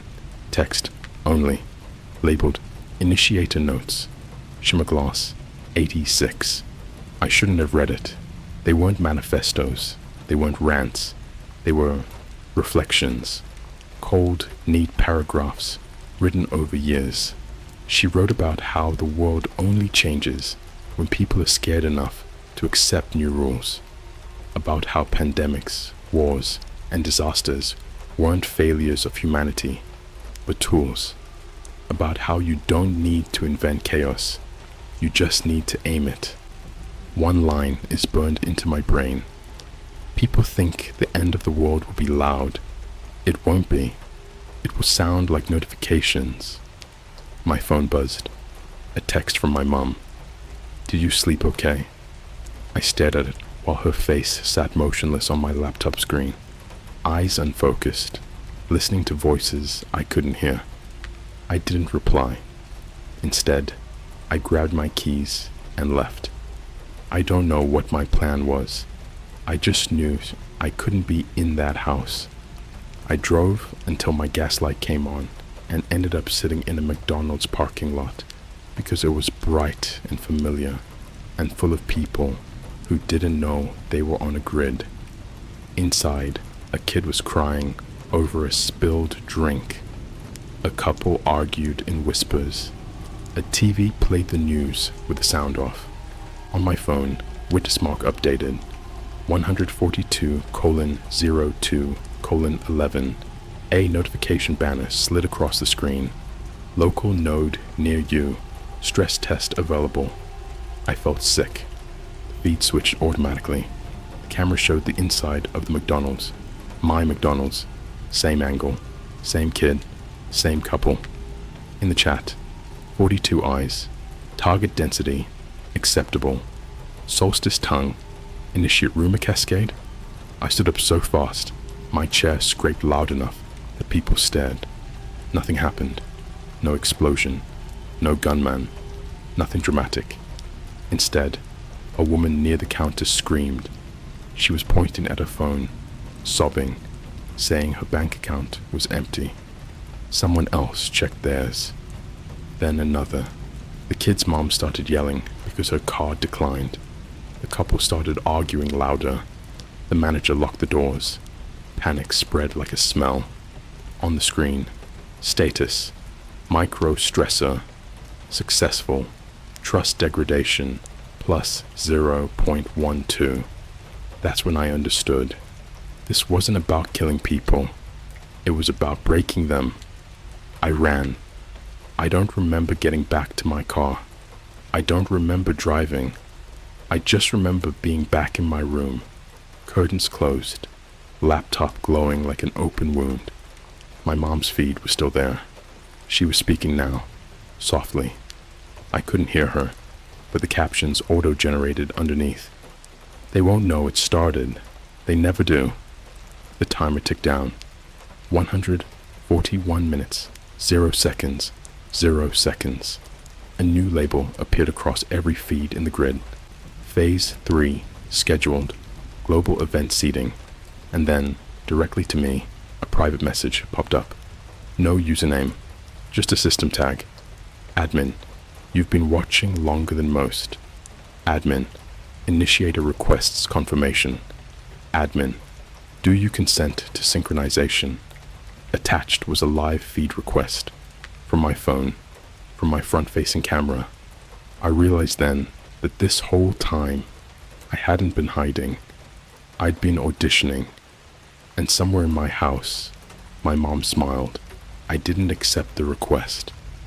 That's the lie I tell myself when I replay that moment. What actually happened was worse. I stared at the consent prompt for so long that my reflection faded from the black gloss of the screen, and when I blinked, the request was already marked, acknowledged. No click, no tap, just done. Like my hesitation itself had been the answer. The front-facing camera feed didn't open right away. Instead, witness mark dimmed everything else, collapsing the world into a single column of text that began to scroll upward at a steady, hypnotic pace. Event seeding protocol. Active. Below it, bullet points appeared, each one more mundane than the last. Traffic irregularities, payment processing delays, telecommunications latency, localized authority contradictions. This wasn't a plan for chaos. It was a recipe for confusion, the kind that makes people doubt their own senses before they ever think to panic. A new counter appeared under the global timer, smaller, meaner. Seeds deployed, 1 out of 1,000. 1,000. I finally noticed the sound, a low hum, almost below hearing, coming from my laptop speakers. It wasn't a tone so much as pressure, like the air in my room had thickened. My chest felt tight, like when you realize you've been holding your breath without knowing it. Then the first notification hit my phone. Twitter, sorry, X, trending alert, hashtag airport lockdown. I clicked it without thinking. Videos flooded in. Shaky footage from inside an airport in Toronto. People standing in lines that weren't moving. Screens behind them flickering between destinations and error codes. Someone yelling that TSA had shut everything down. Someone else saying it was a cyber attack. Another video from a different angle showed armed officers walking fast, faces tense, refusing to answer questions. In the corner of my laptop screen, the seed counter updated. Seeds deployed, 3 out of 1,000. The chat on Witnessmark lit up, more active than I'd ever seen it. 42 eyes, public narrative divergence confirmed, solstice tongue, inject contradictory sources, we three kings, begin influencer amplification, influencer amplification. My stomach turned as Instagram stories started popping up. Verified accounts, millions of followers, posting vague, breathless updates. Something's going on. Can't say much yet. Stay safe, guys. No details. Just enough to let imaginations do the work. I tried to shut the laptop. It wouldn't respond. I tried to unplug it. The screen stayed on, running off some internal battery I didn't know existed. Then the front-facing camera feed finally opened. It was me. Not a mirror image, an angle from slightly above, like something perched on my ceiling, watching me watch myself. My face looked wrong, paler, eyes too focused, like I'd already accepted something my mouth hadn't caught up to. A caption appeared beneath the feed. Local participant. Observation mode participant. My phone buzzed again. This time, it was a group chat with my friends. Messages stacked on top of each other. Dude, my bank app is freaking out. My mom says the news is lying. Why are sirens everywhere? Outside, faint at first, then louder. I heard them. Sirens, plural, dopplering past my building like blood rushing through veins. The seed counter kept climbing. 17 out of 1,000, 29 out of 1,000. Each time it ticked up, a new incident trended somewhere. A subway delay in New York, blamed on an unidentified package. A power fluctuation in parts of Tokyo that knocked out traffic lights for exactly 7 minutes. A live stream from Paris, where a man swore soldiers were moving into the city, only for official accounts to deny it minutes later. Truth wasn't being erased. It was being outpaced. I hadn't seen my mom's feed in a while. I didn't want to, but my eyes searched for it anyway, like touching a loose tooth with your tongue. When it reappeared, it wasn't in the grid. It was full screen. She wasn't in the kitchen anymore. She was somewhere I didn't recognize. White walls, no windows, a single table bolted to the floor. She sat across from someone off camera, hands folded, posture relaxed. She looked younger there, sharper, alive in a way I hadn't seen in years. Captions rolled under her image. Fear doesn't start with violence, she was saying. It starts when people realize the systems they trusted don't answer to them anymore. The off-camera voice asked something I couldn't hear. She smiled. No, we don't tell them it's happening. We let them discover it. Discovery feels personal. That's what makes it stick. The seed counter jumped. 101 out of 1,000. I felt it then. Not panic, not terror, but a cold, creeping understanding. This wasn't about governments, or wars, or even money. This was about conditioning, about teaching billions of people, all at once, that stability was temporary and authority was negotiable. My phone rang. Dad.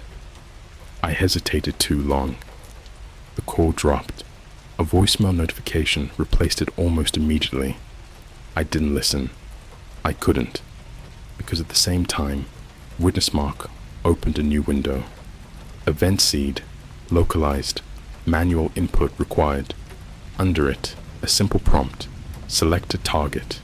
Below that, a list populated automatically. my college, the gas station where I worked, the Walmart, my apartment building. At the bottom of the list, highlighted in red, family unit, priority node. My hands went numb. In the chat, admin, initiator believes proximity increases compliance. Admin, participant hesitation. Noted, admin, reminder, observation is also a form of consent. Outside, something loud cracked, maybe a transformer, blowing, maybe something else. The lights in my room flickered and went out completely. The laptop screen stayed on. In the darkness, lit only by that cold glow, my own face stared back at me from the camera feed. And for just a second, just long enough to ruin me, I could have sworn I saw my mouth move before I felt it.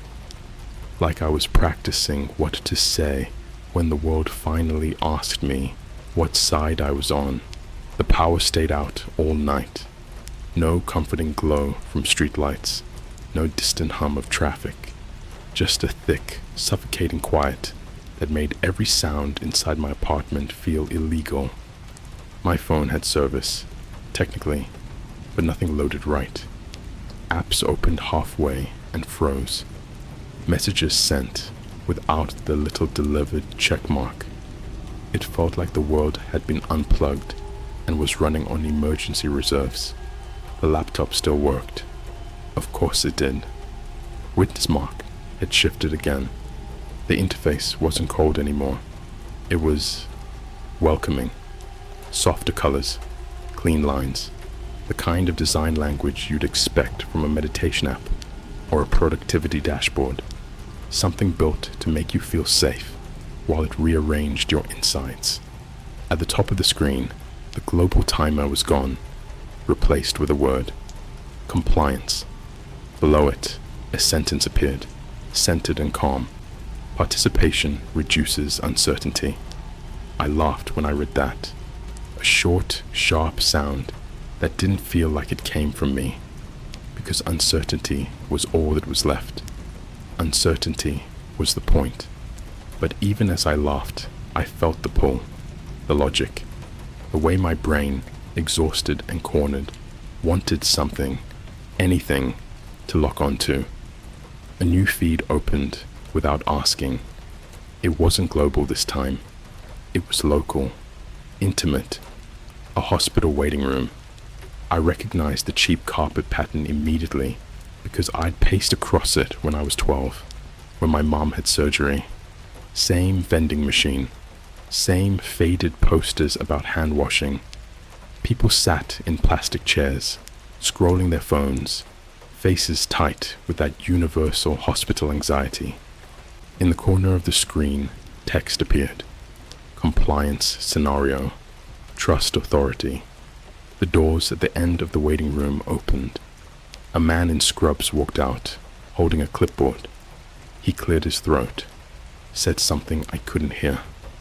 One woman stood up too fast. Another started crying. Phones came out. Someone whispered, "What does that mean?" The chat reacted instantly.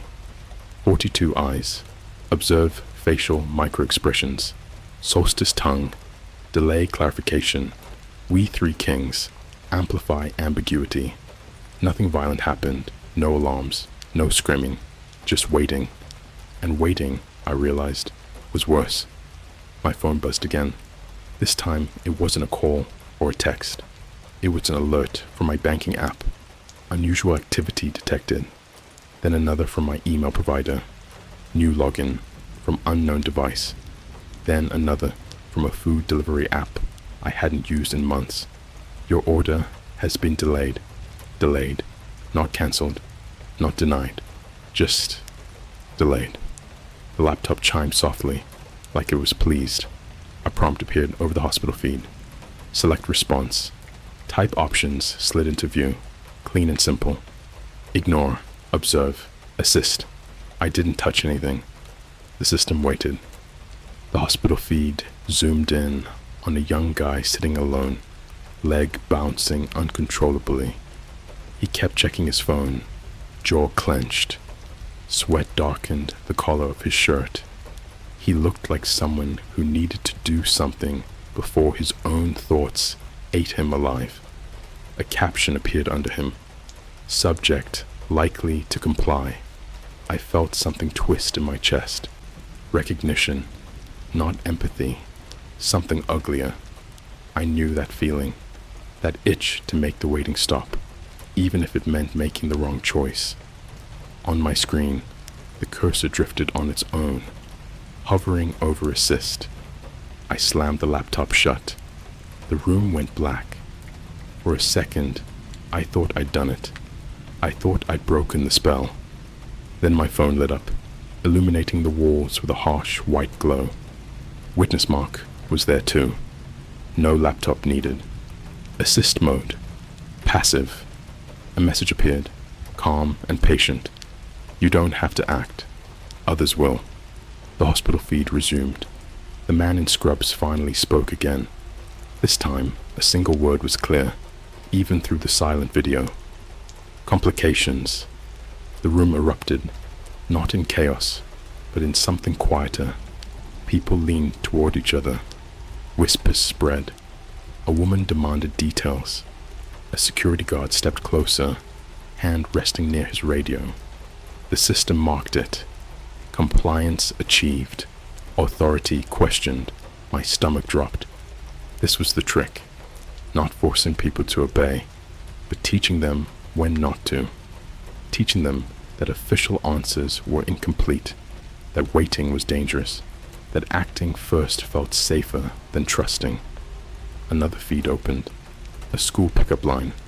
Parents sitting in cars, engines idling. A notification spread through them like a virus. Something about a threat, unconfirmed, source unclear. One parent got out of their car, then another. Someone started yelling. A teacher tried to wave them back. The caption, compliance scenario. Protect what's yours. I couldn't watch anymore. I slid down the wall until I was sitting on the floor, knees pulled to my chest. My phone trembled in my hand with every new alert, every new feed. And then, finally, my mom appeared again. Not in a feed, not in a caption, a direct message. You're doing well, she wrote. I know you don't feel like you are, but that's normal. Confusion means you're paying attention. I typed back before I could stop myself. This is insane. The reply came instantly. So is pretending the word works when it doesn't. Another message followed. I didn't choose you because I wanted to hurt you. I chose you because you already see the cracks. I wanted to scream at her, to ask when she stopped being my mom and started being whatever this was. But beneath the anger was something colder, understanding. She wasn't asking me to pull a trigger. She wasn't asking me to hurt anyone directly. She was asking me to stop believing that not choosing was neutral. On the screen, a new counter appeared beneath my name. Participant compliance, 68%. Below it, a final message faded in, slow and deliberate. Full compliance is not required, only alignment. Outside, in the distance, something heavy moved. Vehicles, maybe. Not sirens this time. Something steadier, organized. The world wasn't ending in fire. It was being taught how to kneel without realizing it had bent. And the worst part, somewhere deep down, past the fear and the disgust and the grief, a traitorous part of me understood exactly why it was working. I stopped checking the time. Clocks had become decorative lies, numbers pretending to mean sequence when everything was happening at once. Morning bled into night without warning. The sky outside my window stayed the same, dull, bruised gray, like the world had settled into a permanent loading screen. Witness mark didn't need to notify me anymore. It was just there, not as a site, not as an app, more like a presence threaded through everything I touched.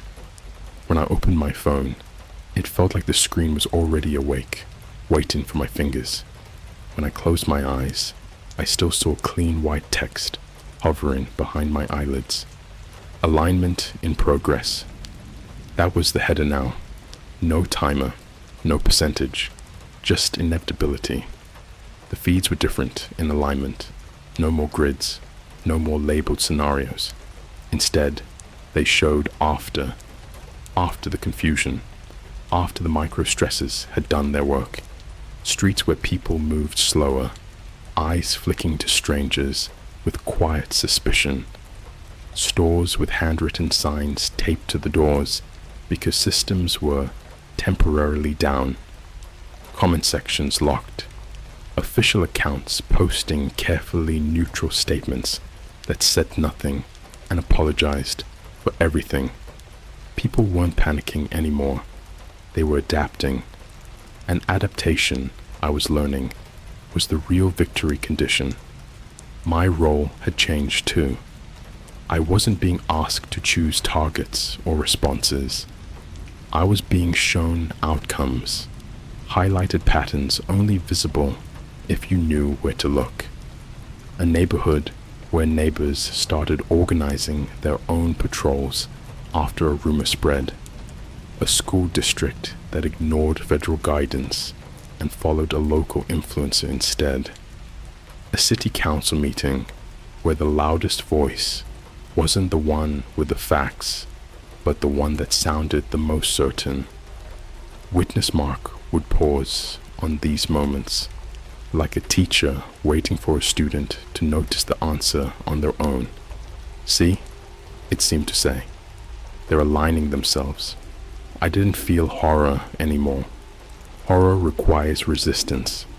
What I felt was something colder and more functional, a numb clarity, like stepping outside after a long illness and realizing the air has always been sharp. You just weren't breathing deep enough before. That's when my mom asked to see me. Not through a feed, not through text, in person. The message was simple. Come home. I don't know why I went. I tell myself it was to confront her, to demand answers, to end it. But the truth is, a part of me wanted to see if she was still real. The house looked the same. Lawn a little overgrown, porch light flickering. For a moment, standing there with my hand on the door, I almost convinced myself this had all been some elaborate stress-induced break, that I'd walk in and she'd be watching TV, complaining about work, asking if I wanted leftovers. She opened the door before I knocked. She looked tired, not guilty, not manic, just tired in that deep bone-level way you get after years of carrying a secret that keeps getting heavier. We sat at the kitchen table. No laptops, no phones. The silence between us was worse than any feed. I didn't plan for you to find it like that, she said finally. I didn't answer. She folded her hands the same way she always did when she was about to explain something complicated. Witness Mark isn't about ending the world, she said. It's about ending the illusion that the world is stable. I laughed again. That same sharp, empty sound. People are getting hurt. Yes, she said, without hesitation. And people were getting hurt before. The difference is consent. That word again. She leaned forward. When systems fail quietly, the people at the top rebuild them. When systems fail loudly, everyone gets a say in what replaces them. I wanted to argue. I wanted to tell her she was wrong, that she'd crossed some unforgivable line. But every counterpoint I reached for felt thin, incomplete, like arguing about the morality of fire while standing in a burned-down forest. You aligned faster than we expected, she said, softer now. That scares you. It should. It scared me too. Is that why you chose me? I asked. Because I'd understand. She shook her head. No. I chose you because you wouldn't look away. She stood and walked to the sink, staring out the window like she was watching weather roll in. Alignment doesn't mean obedience, she said. It means accepting the shape of things. Once you do that, you can decide what to do with it. My phone buzzed on the table between us. One notification. Alignment complete. Local participant confirmed.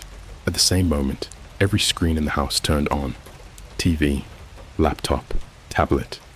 Even the old digital clock on the microwave flickered to life, its numbers replaced by text. Welcome. Witness. Outside. Distant, but unmistakable. A crowd roared. Not screaming. Chanting. Not in fear, but in agreement. I couldn't make out the words, only the rhythm. The sound of thousands of voices syncing up, finding a shared pulse. My mom looked at me then, not as an architect, not as an initiator, as my mother. It doesn't end tonight, she said. It just becomes normal. I think that was the moment that finally broke me. Not the chaos, not the manipulation, but the realization that tomorrow people would wake up, scroll through their feeds, and adjust. They complain, joke, argue, and then keep going. Because that's what humans do. We survive patterns, even terrible ones, as long as they're consistent.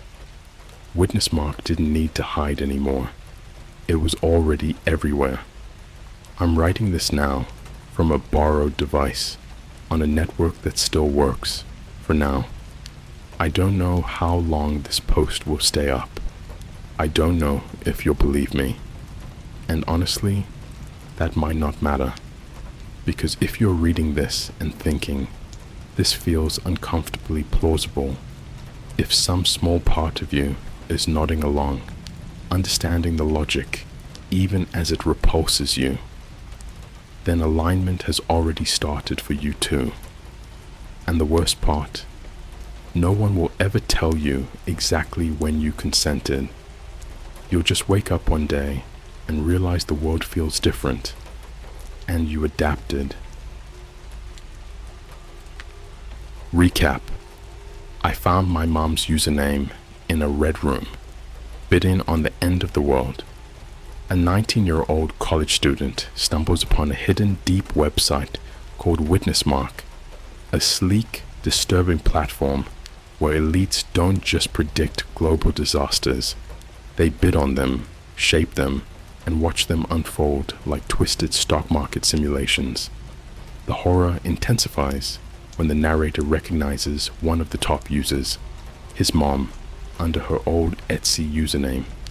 As he digs deeper, he discovers Project Revel, a classified operation meant to destabilize the world through staged chaos, micro-stresses like fake news, conflicting authority, and algorithmic confusion that slowly erode public trust.